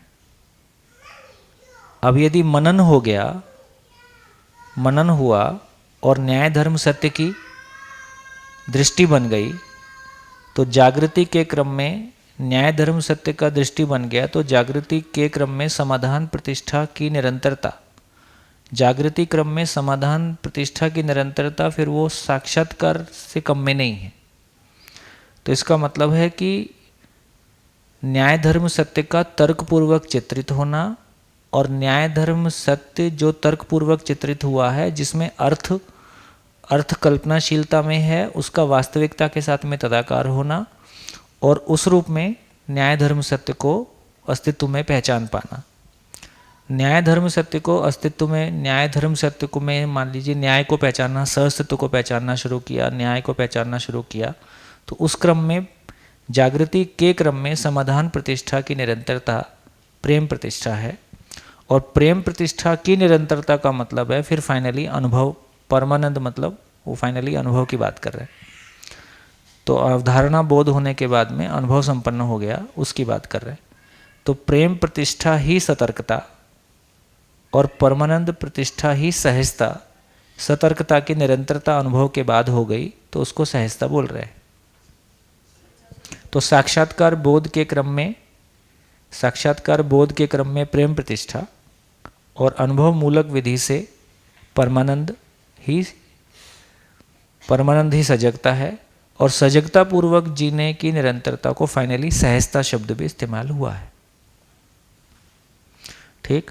तो वृत्ति व चित्त की एक सूत्रता में समाधान। वृत्ति व चित्त की एक सूत्रता का मतलब है जब वृत्ति चित्त के अनुरूप हो जाए, वृत्ति चित्त में अनुभूत हो। वृत्ति चित्त में अनुभूत हो का मतलब है कि वृत्ति चित्त को पहचानता है, तो उस क्रम में न्याय धर्म सत्य का दृष्टि उसमें स्थिर रहता है। चित्त बुद्धि की एक सूत्रता का मतलब है चित्त बुद्धि को पहचानता है ना, इसका मतलब साक्षात्कार है, साक्षात्कार बोध है, तो उसमें प्रेम है। बुद्धि व आत्मा की एक सूत्रता का मतलब है बुद्धि आत्मा को पहचानता है, तत्काल आत्मा व्यापकता में अनुभूत होता है, जिसको परमानंद प्रतिष्ठा से कहा गया है, जो कम से प्रतीति, अवधारणा व अनुभव है। तो वृत्ति चित्त को पहचानता है, ये प्रतीति है, चित्त बुद्धि को पहचानता है, ये अवधारणा है, बुद्धि आत्मा को पहचानता है, ये अनुभव है। पहले क्रम में वृत्ति चित्त को पहचानता है, तो वृत्ति चित्त को पहचानता है, तो न्याय धर्म सत्य रूपी वस्तु को अस्तित्व में पहचानने की बात हुई, तो उसको हम समाधान बोल रहे हैं। वृत्ति चित्त को पहचानता है। अनुभव गामी विधि में वृत्ति चित्त को पहचानता है, तो साक्षात्कार की बात हुई, जिसको प्रतीति बोल रहे हैं। चित्त बुद्धि को पहचानता है, ये तत्काल साथ साथ जुड़ा ही हुआ है ना, लेकिन किसी एक लेवल तक तो हमको नहीं पता चलता है। मतलब बुद्धि बोध साक्षात्कार बोध हो गया है कि नहीं हो रहा है, वो किसी एक लेवल के बाद ही पता चलता होगा, और वो भी हो सकता है कि मोर देन 50% के ऊपर। एक अच्छी स्थिति आने के बाद, क्योंकि अच्छी स्थिति आने के बाद ही उसकी निरंतरता, उसका जो क्वालिटेटिव चेंज है वो ज़्यादा क्लियरली ध्यान में आता है। नहीं तो मनन भी हमको साक्षात्कार जैसा फील हो सकता है। तो इसको अवधारणा कहा। और बुद्धि आत्मा की एक सूत्रता का मतलब है कि बुद्धि आत्मा को पहचानती है। बुद्धि आत्मा को तभी पहचानती है जब बुद्धि में अवधारणा पूरा हो गया। अवधारणा होने के बाद बुद्धि आत्मा को पहचानती है। तत्काल आत्मा व्यापकता में अनुभूत होती है, जिसको परमानंद के रूप में पहचाना। तो वृत्ति चित्त को पहचानता है, ये प्रतीति है। चित्त बुद्धि को पहचानता है, ये अवधारणा है। और बुद्धि आत्मा को पहचानता है, ये अनुभव है। फिर से बोल देता हूँ। देखो, इसको अपने अंदर एक एक करके स्थिर कर लेना, तो बार बार ये परेशान नहीं करेगा। तो श्रवण मतलब सुनना, और मनन मतलब मानना। ऐसा थोड़ा सांसारिक भाषा में, मतलब थोड़ा स्थिर हो जाए अपने में। तो श्रवण का मतलब है सुनना। सुनने का प्रमाण है सुनाना। तो हम सुना कब पाएंगे? तो मिनिमम समझे नहीं हुए, समझने तो आगे की बात हो गई। मिनिमम न्याय धर्म सत्य तर्क पूर्वक चित्रित हुआ है। यदि केवल मैंने सुन लिया है तो सामने वाला 2 क्वेश्चन कर देगा, तो मैं आंसर नहीं कर पाऊंगा। जब तर्क पूर्वक चित्रित हुआ है तो जितने एंगल से मैं उसको तर्क, जैसे कल आ गया प्रभुता प्रभु सत्ता, यदि मैंने इन शब्दों पे ध्यान नहीं दिया, क्रिया के रूप में मैं इन शब्दों को पहचानता हूँ। क्रिया के रूप में क्या पहचानना है? अनुभव को हमने पहचाना है कि अनुभव एक स्थिति है। अनुभव पूर्वक स्वानुशासन एक स्थिति है। स्वानुशासन पूर्वक परिवार में प्रमाणित करना एक स्थिति है। स्वानुशासन पूर्वक समाज में प्रमाणित करना एक स्थिति है। स्वानुशासन पूर्वक अखंडता सार्वभौमता में प्रमाणित करना एक स्थिति है। ऐसा हमने पहचाना हुआ है। तो पहली स्थिति को प्रभुता बोल रहे हैं, दूसरी को प्रबुद्धता बोल रहे हैं, तीसरी को संप्रभुता बोल रहे हैं, चौथी को प्रभुसत्ता बोल रहे हैं। तो फाइनली बाद में तो हम शब्दों को प्लेस कर रहे हैं। तो शब्दों से किसी चीज़ को पहचानना एक बात है, लेकिन क्रिया के रूप में हमने पहचान लिया है कि ये स्थितियां हैं, है ना। 4 स्थितियां स्पष्ट हो गई। अनुभव संपन्नता एक स्थिति हुई। अनुभव संपन्नता के आधार पर आत्मा के प्रभाव में मन वृत्ति चित्त बुद्धि सब आत्मा के प्रभाव में हो गया, और आत्मा के प्रभाव में मन अब शरीर को पहचानने लगा है। आत्मा के प्रभाव में बुद्धि, बुद्धि के प्रभाव में चित्त, चित्त के प्रभाव में वृत्ति, वृत्ति के प्रभाव में मन, और मन अब शरीर को प्रयोजन के अर्थ में पहचानता है। और प्रयोजन के अर्थ में पहचानने के आधार पर मैं स्वानुशासित स्वनियंत्रित हूं। तो पहला अनुभव संपन्नता को प्रबुद्धता कहा, प्रभुता कहा। अनुभव संपन्नता को प्रभुता कहा। उस प्रभुता के आधार पर मैं स्वानुशासित हो गया हूं, इसको प्रबुद्धता कहा। उसके आधार पर व्यवहार में प्रमाणित किया, अखंडता को प्रमाणित किया, तो संप्रभुता कहा। उसके आधार पर सार्वभौम व्यवस्था को प्रमाणित किया, तो प्रभुसत्ता कहा। तो एक बात है कि हम क्रिया को पहचान लेते हैं। क्रिया को पहचानने के बाद शब्दों को प्लेस करना आराम आ जाता है। तो हम चर्चा कर रहे थे कि मैं सुना सकता हूं, तो उसका मतलब है कि न्याय धर्म सत्य को तर्कपूर्वक चित्रित किया। तो तर्कपूर्वक चित्रित मैंने कर लिया है, लेकिन मेरी जीवन शैली में कोई बदलाव नहीं है। बात करोगे तो मैं पूरी कर देता हूं, लेकिन उसके आधार पे मैंने मेरी जीवन शैली को समाधान समृद्धि पूर्वक जीने के स्वरूप में प्रायोरिटी में अभी नहीं है। प्रायोरिटी का मतलब है कि जब तन मन धन उसके अनुसार नियोजित होना शुरू हो जाए। मनन का मतलब है मान, जो सुना उसको मान लिया। मान लिया का मतलब क्या मान लिया? जानने के आधार पे मान लिया कि जानने के लिए मान लिया। 2 तरह का मानना हो गया, जीने के लिए मानना कि जानने के लिए मानना। तो जानने के लिए मान लिया और जीने जाता हूं तो वस्तु पूरा नहीं है मेरे पास, अर्थ है, वास्तविकता नहीं है। तो पहले स्टेप में हो गया कि न्याय धर्म सत्य का तर्कपूर्वक चित्रित हो जाना का नाम श्रवण है। और अभी तक कंपैरिजन होता था मेरा प्रिय हित लाभ वर्सेस आपका प्रिय हित लाभ, मेरी हाइट वर्सेस आपकी हाइट, मेरा कार वर्सेस आपकी कार। अब कंपैरिजन किस में शुरू हो गया? कंपैरिजन के लिए दूसरा मटेरियल मिल गया। मेरे ही भीतर मेरा प्रिय हित लाभ वर्सेस मेरा न्याय धर्म सत्य। तो प्रिय हित लाभ और न्याय धर्म सत्य में कंपैरिजन शुरू हो गया। मानव के साथ सूत्र है, जितने सुख के साथ जी रहा होता है उससे अधिक की कामना के साथ होता है। तो न्याय धर्म सत्य में सुख की निरंतरता का भास होता है, आभास भास होता है, ये श्रवण है। सुख की निरंतरता का आभास होता है, इसका नाम मनन है। इसका नाम है कि न्याय धर्म सत्य वरीयता में आ गया है। इसका प्रमाण है कि तन मन धन न्याय धर्म सत्य के अर्थ में लगने लगा है। इसका नाम मनन है। श्रवण को मान लिया, ये मनन है। मान लिया का मतलब उसके अनुसार मेरा तन मन धन लगने लगा, वो प्रायोरिटी में आ गया, इसको मनन बोल रहे हैं। अब अर्थ न्याय धर्म सत्य तर्कपूर्वक चित्रित हुआ है, नंबर 1। वो जीने के लिए प्रायोरिटी में आ गया है, नंबर 2। ऐसी कल्पनाशीलता का वास्तविकता के साथ में तदाकार हो जाना साक्षात्कार है। श्रवण तो हुआ कि न्याय धर्म सत्य को हमने तर्क रूप में स्थापित कर लिया अपने में, और उसके बाद हमने उसको मान लिया और जीने के लिए भी मान लिया। तो ये मनन हो। जीने के अर्थ में माना, पर जीने की वस्तु अभी नहीं है, क्योंकि न्याय धर्म जीने की वस्तु न्याय धर्म सत्य का साक्षात्कार है। तो अभी हमने न्याय धर्म सत्य को मान लिया। अर्थ बोलने के काम आता है और वस्तु जीने के काम आता है। अर्थ कहाँ है? कल्पनाशीलता में। वस्तु कहाँ है? अस्तित्व में। तो न्याय धर्म सत्य की कल्पनाशीलता का वास्तविकता के रूप में, वास्तविकता के साथ में तदाकार होना, जैसे एग्जाम्पल के रूप में लेते हैं, जैसे जीवन के बारे में हमारे पास तमाम सूचनाएं आ गई, गठनपूर्ण है, पुंजाकार है, यूं है, त्यों है। ये कहाँ पे है? जीवन में है। लेकिन जीवन कहाँ है? अस्तित्व में है।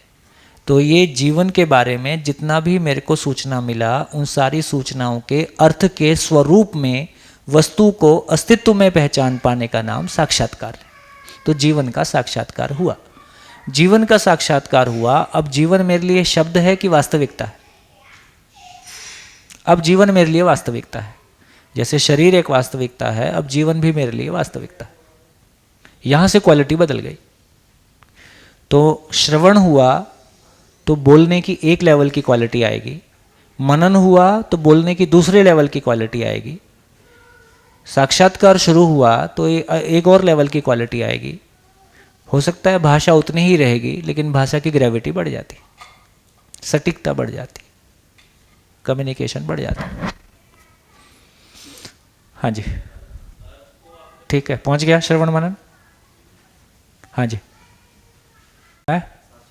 हाँ, प्रतीति, साक्षात मत प्रतीति, और वही बुद्धि में गया तो अवधारणा। भैया अर्थ को बोला आपने कि बोलने के लिए, अर्थ क्या समझने के लिए नहीं होगा? मतलब हाँ, जो शब्द है वो बोलने के लिए है, अर्थ समझने के लिए, और वस्तु जीने बोलने के लिए भी है। शब्द केवल शब्द से बोलना नहीं होगा, अर्थ से ही बोलना होगा। केवल शब्दों से बोलना नहीं हो पाएगा। तो जब अर्थ समझ में, मतलब जैसे कि अर्थ बोलने, एक तरफ अर्थ को हम बोलते हैं, हाँ, और एक तरफ अर्थ को हम जीते हैं। विचार हो गया ना बेसिकली। हाँ, अर्थ मतलब विचार हो गया। तो विचार की दो डायरेक्शन हो गई, एक डायरेक्शन अनुभूति की ओर, एक डायरेक्शन व्यक्त होने की ओर। तो अर्थ मतलब जब अर्थ को हम व्यक्त होते हैं तो हम उसको अभी समझे हुए नहीं है, ऐसा मान रहे हैं? हाँ, जब केवल अर्थ है और साक्षात्कार नहीं है तो समझना मतलब वस्तु प्राप्त होना। समझना का मतलब है साक्षात्कार से शुरू होना, अनुभव तक पूरा होना। समझना जिसको बोल रहे हैं वो साक्षात्कार से शुरू होता है, अनुभव में जाके पूरा होता है। इसलिए समझदारी से समाधान कहा गया। समाधान जिसको सही अर्थों में कहा गया वो अनुभव बोध है। अनुभव बोध का विचारों में विश्लेषित होकर प्रस्तुत होना समाधान है। भैया यहाँ पर सतर्कता और सजगता मानव पद में जब प्रमाणित होते हैं उस समय सतर्कता, और फिर देव पद में प्रमाणित होते हैं तब सजगता। यहाँ पर हाँ, प्रतिष्ठा ही प्रमाण के रूप में बताया गया है। तो फिर यहाँ पर समाधान प्रतिष्ठा मतलब अवधारणा बोध से हो रहा है। हाँ, देखो वो दोनों ही निकल, क्या? चूंकि यहाँ पे एक लाइन लिख दिया, ये जागृति के क्रम में समाधान, जागृति के क्रम में समाधान है ना। तो जागृति के प्रमाण में, तो इसको दोनों तरह से ले सकते हैं। जैसे प्रेम प्रतिष्ठा ही सतर्कता और प्रमानंद ही सजगता है। तो जब मैं अनुभव मूलक विधि से अनुभव बोध पूर्वक और चिंतन पूर्वक है ना, मैं वृत्ति और चित्त की जो एक सूत्रता है, जैसे अनुभव बोध पूर्वक आत्मा की और बुद्धि की एक सूत्रता, और अनुभव बोध पूर्वक बुद्धि और चित्त की एक सूत्रता, और चित्त और वृत्ति की एक सूत्रता, जब ये अनुभव मूलक विधि से आएगा तो प्रेम की निरंतरता, फिर सही अर्थों में प्रेम प्रतिष्ठा वहाँ पे है। अभी प्रेम प्रतिष्ठा की अपेक्षा है।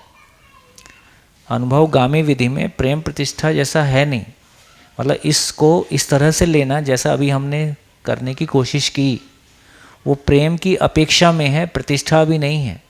प्रतिष्ठा शब्द को इस्तेमाल करेंगे तो अनुभव मूलक विधि से ही कहना पड़ेगा। तो सही अर्थों में अनुभव मूलक विधि से जब वृत्ति और चित्त में की एक सूत्रता है, उसको प्रेम प्रतिष्ठा बोल रहे हैं। वो प्रमाण के अर्थ में। अनुभवगामी विधि में प्रेम का अपेक्षा हो सकता है, प्रतिष्ठा नहीं हो सकता। हुआ नहीं है, दिख रहा है हमको, इसका तो प्रमाण है।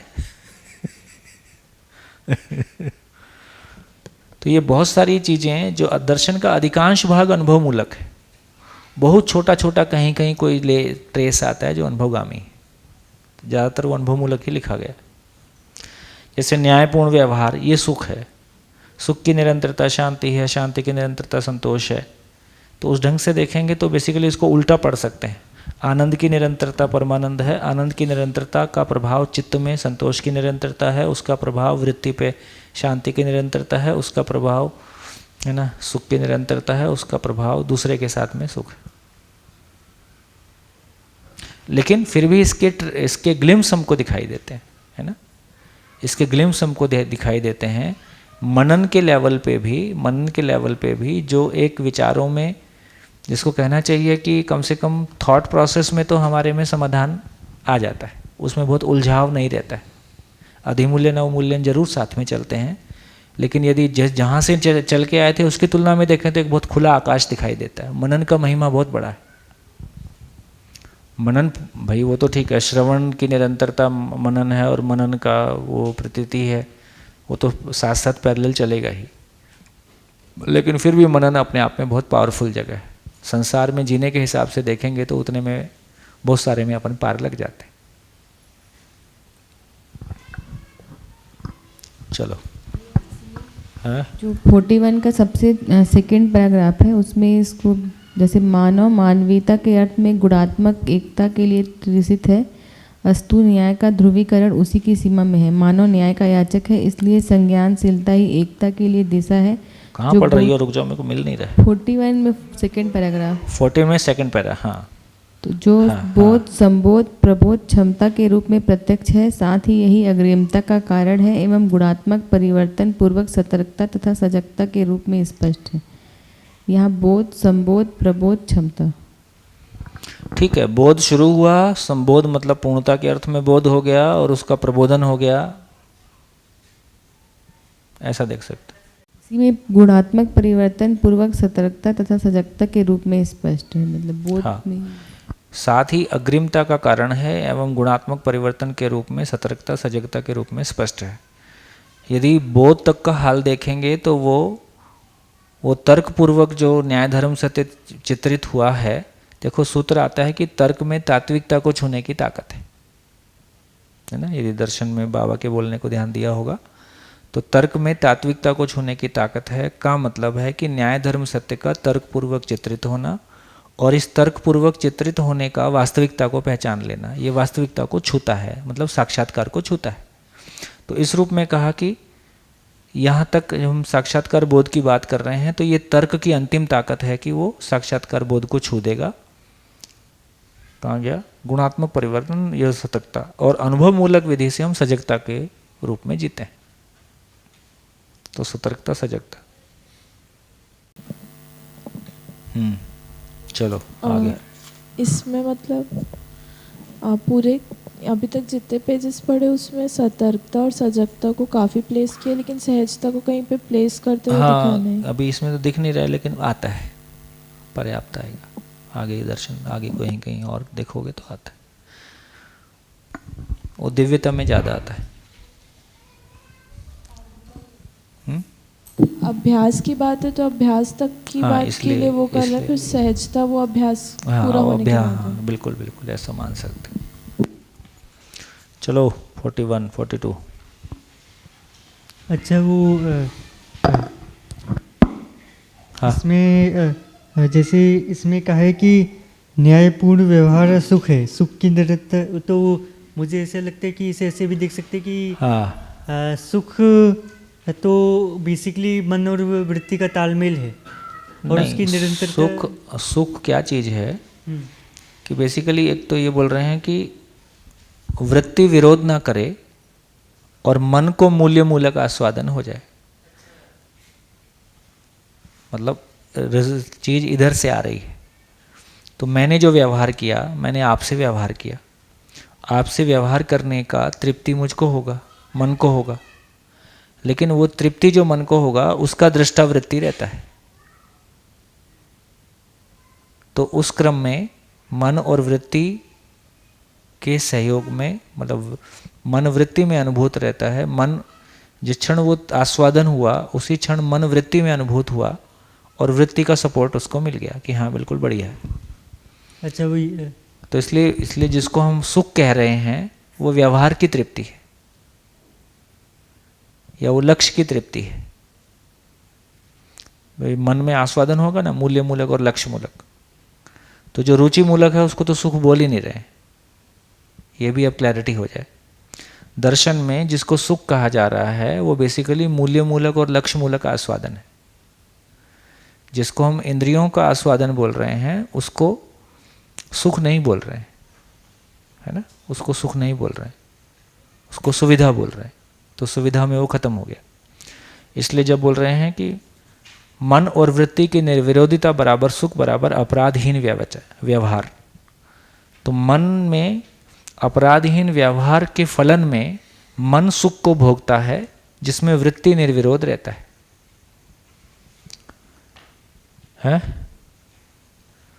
और वृत्ति और चित्त का निर्विरोध होने का मतलब है उस मन चित्त वृत्ति के साथ में निर्विरोध रहता है, फलतः वृत्ति में शांति, तो विचारों का निर्विरोध होना होता है, उसमें चित्त का समर्थन रहता है।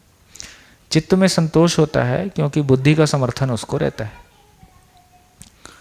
और बुद्धि में आनंद रहता है क्योंकि वो आत्मा के अनुरूप होता है, और फाइनल आत्मा में सहस्तित्व अनुभूति जिसको परमानंद के रूप में कहा।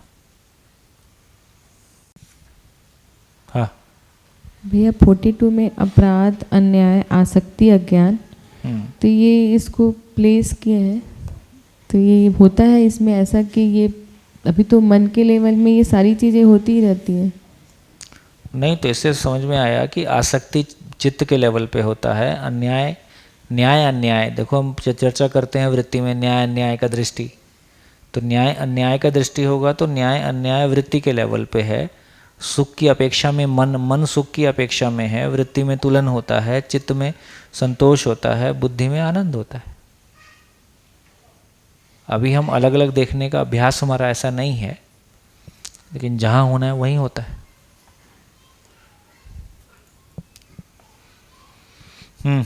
43 भैया ये जो बोल्ड लाइन लिखी है, स्थापित मूल्यों का अनुभव होता है। स्थापित मूल्यों का अनुभव होता है मतलब यहाँ स्थापित मूल्यों का अनुभव होता है, तो फिर शिष्ट मूल्य फिर उसकी अनुभूति के रूप में है क्या? देखो इसको ना थोड़ा सा ऐसे समझ सकते हैं कि अभी आदमी को छोड़ दो और सृष्टि को देखें, मनुष्यतर प्रकृति को देखें। मनुष्यतर प्रकृति को देखते हैं तो हमारा ध्यान जाता है कि पूरी सृष्टि में कैसे हर इकाई स्वयं में व्यवस्था और व्यवस्था के भागीदारी के स्वरूप में है, और लगातार मनुष्यतर सभी इकाइयाँ अपने आचरण की पूर्णता को व्यक्त करती हैं, है ना, सभी कर रहे हैं। लेकिन उसमें कर्ता पद भोक्ता पद नहीं है। मानव में कर्ता पद भोक्ता पद और दृष्टा पद है। बिल्कुल जैसे सृष्टि की सभी इकाइयाँ पूर्णता में ऊर्जित हैं, पूर्णता में गर्भित हैं और आचरण की पूर्णता को व्यक्त करती हैं, उसी प्रकार मानव भी उस पूर्णता में ऊर्जित है, गर्भित है और उस पूर्णता को व्यक्त करता है, आचरण की पूर्णता को व्यक्त करता है। आचरण की पूर्णता को व्यक्त करने का मतलब है कि जीवन में क्रिया पूर्णता। तो यदि बेसिकली देखा जाए तो जैसा कि पहले भी कहा गया कि पदार्थ अवस्था तृप्त होता है तो प्राणावस्था के लिए प्रसव होता है। तो जितना भी अभिव्यक्ति है सृष्टि में वो तृप्ति की और नृत्य की, उत्सव की ही अभिव्यक्ति है। इसलिए श्रम का विश्राम है। यदि एक्सप्रेशन तृप्ति की अभिव्यक्ति है तो वो श्रम से मुक्त है। तो पूरी सृष्टि में श्रम की निरंतरता का आधार इतना ही है कि वो तृप्ति की अभिव्यक्ति है, चाहे कोशिका की है। तो इसका मतलब है कि पूरी सृष्टि में जिसको कहा कि नृत्य है, उत्सव है, तृप्ति है और उस तृप्ति की अभिव्यक्ति के रूप में अगली अवस्था का प्रसव है और उसकी निरंतरता है। इसी स्वरूप में मानव में जो तृप्ति की अभिव्यक्ति है, मानव में जो तृप्ति की अभिव्यक्ति है वो होने के स्वरूप को पहचानना है। मानव में मूल चीज है कि वो दृष्टा पद में है, तो उसमें देखने की सामर्थ्य है। देखने की सामर्थ्य है तो अधूरा देख के तृप्त होगा, और देखने की सामर्थ्य कितनी है? निरंतर है। तो पूरा को देखने से कम में तृप्त नहीं होगा। तो मानव अपने आप को पहचानने से कम में, जीवन को पहचानने से कम में तृप्त नहीं होगा। तो एक समय है जब मैं स्वयं को शरीर मानता हूँ, एक समय है जब मैं स्वयं को मन मानता हूँ, एक समय है जब मैं स्वयं को जीवन के रूप में पहचानता हूँ, और एक समय है जब मैं स्वयं को आत्मा के रूप में पहचानता हूँ। तो आत्मा के रूप में पहचाना, मध्यस्थ को पहचाना, तो पूरा पहचाना, जैसा है वैसा पहचाना।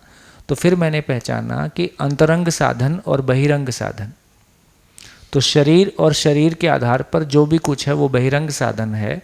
मनोवृत्ति चित्त बुद्धि अंतरंग साधन है। मैं शरीर नहीं हूँ ये एक बात है, मैं जीवन हूँ। फिर पता चला मैं मन भी नहीं हूँ, मैं वृत्ति भी नहीं हूँ, मैं चित्त भी नहीं हूँ, मैं बुद्धि भी नहीं हूँ, क्योंकि ये सब मेरा से इंगित है। फाइनली अनुभव वो जगह है जहाँ मैं स्वयं को आत्मा के स्वरूप में पहचानता हूँ और मन वृत्ति चित्त बुद्धि मेरे साधन है ना। तो आत्मा की स्थिति को व्यक्त करने के लिए पूरी अस्तित्व सह अस्तित्व व्यवस्था का स्वरूप है, इसके लिए बुद्धि साधन है। उसके आधार पर सूक्ष्म वास्तविकताओं के साथ में जीने के स्वरूप को पहचानता हूँ, उसके लिए चित्त साधन है। उसका विश्लेषण करता हूँ, उसके लिए विचार साधन है। उसको मनपूर्वक उसको क्रियान्वित करता हूँ और उसको भोगता हूँ, उसके लिए मन साधन है। तो फाइनली ये हुआ कि और तृप्ति का जो उसको कल भी परसों भी चर्चा किया कि जानने मानने का संतुलन बिंदु बोध है और जानने मानने का तृप्ति बिंदु अनुभव है। तो अनुभव वो जगह है ना, आत्मा का परमात्मा में अनुभूत होना वो जगह है जहाँ तृप्ति परम है, जहाँ तृप्ति की निरंतरता हो गई। इससे कम में मैं स्वयं में व्यवस्था, तो ऐसा आत्मानुभूति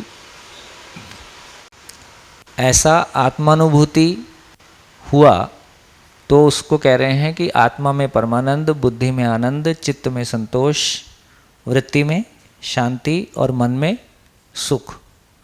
सुख शांति संतोष आनंद, ये सुख शांति संतोष आनंद का फलन ही मानव में धीरता वीरता उदारता दया कृपा करुणा के स्वरूप में हो गया। तो जीवन मूल्य गति करेगा। यदि जीवन मूल्य स्थिति है तो बेसिकली मानव में एक मानव स्वयं में व्यवस्था में भागीदारी का स्वरूप। तो बेसिकली जिसको मानव मूल्य कह रहे हैं वो स्वयं में व्यवस्था का मतलब जीवन तृप्ति मतलब सुख शांति संतोष आनंद, और व्यवस्था में भागीदारी के स्वरूप का मतलब है कि धीरता वीरता उदारता दया कृपा करुणा। ये स्वयं में व्यवस्था में भागीदारी। तो स्वयं में व्यवस्था में भागीदारी का स्वरूप शाश्वत है, जब एक जीवन चाहे जीवन रूप में रहे चाहे शरीर रूप में रहे, वो स्वयं में व्यवस्था तो उसका अपना स्वत्व है ही है। ये एक बात हो गई। अब जब मैं मानव के साथ जीने जाता हूँ तो मानव मूल्य ही स्थापित मूल्य के रूप में स्थिर रहता है। संबंधों में जीते समय तो एक मानव के रूप में, मानव स्थापित मूल्य के रूप में रहा, ये भी अपने आप में निश्चित है। इसलिए जीवन मूल्य, मानव मूल्य और स्थापित मूल्य, ये कहाँ तक हो गया? ये एक इकाई का व्यापक में अनुभूति सहित और सहअस्तित्व में स्वयं को पूर्णता के अर्थ में अनुभूति का, जो अनुभूति का वो परमाणु भी ऐसा ही है, लेकिन उसमें दृष्टाकर्ता भोक्ता नहीं है। ये जो मानव में दृष्टाकर्ता भोक्ता है, तो दृष्टा होने के आधार पे मानव में ये जो स्थिति बनी कि वो अपनी स्थिति को फील भी कर पाता है। परमाणु में व्यवस्था में होने की प्रवृत्ति है, व्यवस्था में होने की स्थिति है, लेकिन उसमें फीलिंग की बात नहीं है, उसमें दृष्टाकर्ता भोक्ता नहीं है। तो यहाँ तक हर जीवन में स्थिर है वो। इसलिए कहा कि जीवन मूल्य, स्थापित मूल्य और मानव मूल्य, ये तीनों स्थिर है, शाश्वत है, सार्वभौम है। शिष्ट मूल्य, अब शिष्ट मूल्य परिस्थिति पर निर्भर करेगा। कहीं हाथ जोड़ के नमस्ते करेंगे तो कहीं अलग तरह से नमस्कार करेंगे तो कहीं कुछ और करेंगे। तो शिष्ट मूल्य और उपयोगिता मूल्य, कला मूल्य तो बिल्कुल ही सामयिक है, वो तो शरीर के साथ है। तो उपयोगिता मूल्य, कला मूल्य शुद्ध रूप से शरीर की आवश्यकता है, वो भौगोलिक स्थिति की आवश्यकता है, वो शरीर की आवश्यकता है। शरीर में जवानी के समय में अलग है, बुढ़ापे के समय में अलग है, तो बिल्कुल ही सामयिक है। तो उपयोगिता मूल्य और शिष्ट मूल्य ये दोनों सामयिक हैं, समय अनुसार, आवश्यकता अनुसार है। भाई निर्वाह हम आवश्यकता अनुसार करते हैं, लेकिन स्थापित मूल्य तो मुझ में बना ही रहता है। तो इसलिए कहा कि स्थापित मूल्य, मानव मूल्य और जीवन मूल्य, ये तीनों सार्वभौम है। शिष्ट मूल्य और स्थापित मूल्य, कला मूल्य, ये आवश्यकता अनुसार है। तो क्या कहने की कोशिश की?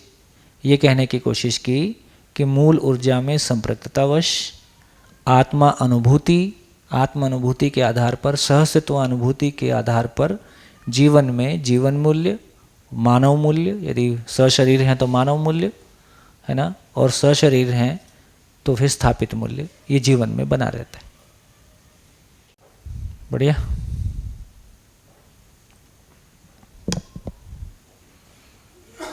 तो स्थापित मूल्यों का अनुभव होता है का मतलब है कि अनुभव पूर्वक स्थापित मूल्यों का निर्वाह होता है।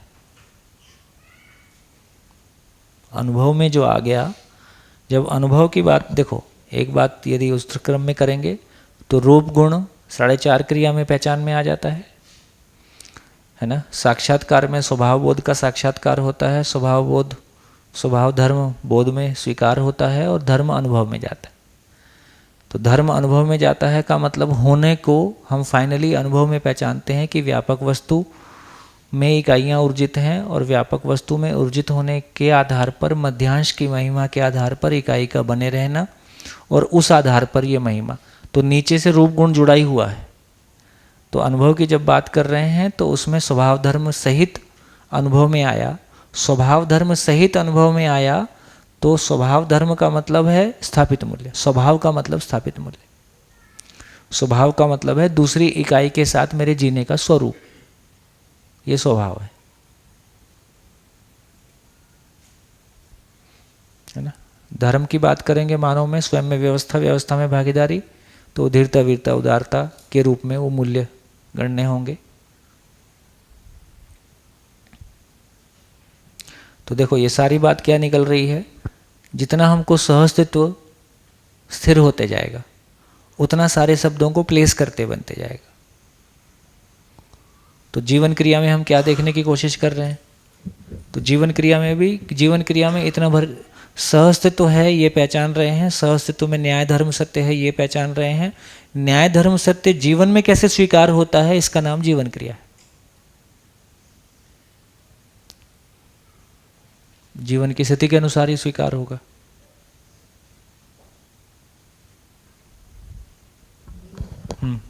इसमें इसी पैराग्राफ के लास्ट में लिखा है, जीवन सहज कार्यक्रम केवल अनुभव ही है।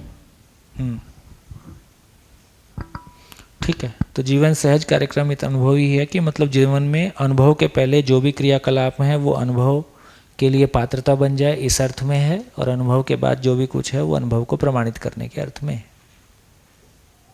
ऐसा हो। समृद्धि भी उत्पादन पक्ष में समृद्धि ही अनुभव है, तो समृद्धि भी सार्वभौमिक है, उत्पादन अलग अलग हो सकता है इस तरह। हाँ, समृद्धि चूंकि भाव है, समृद्धि भाव है और ये सशरीर है, जीवन रूप में समृद्धि का भाव नहीं है। समृद्धि एकमात्र भाव है जो सशरीर है, शरीर के मरने के बाद में जीवन में समृद्धि के भाव की आवश्यकता नहीं है।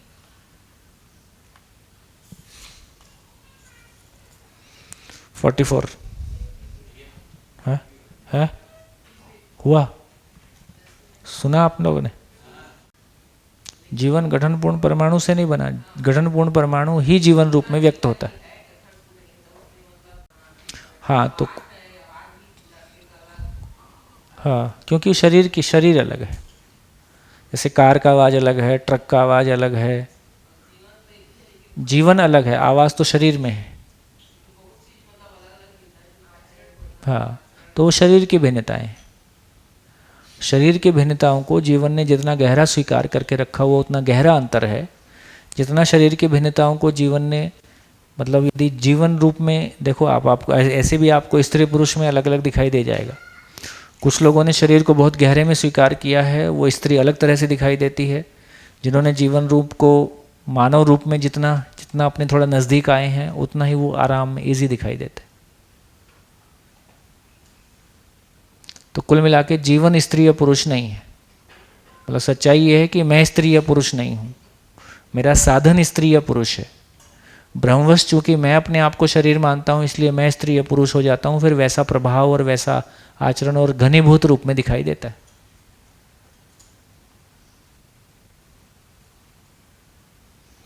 जाओ चाय पियो।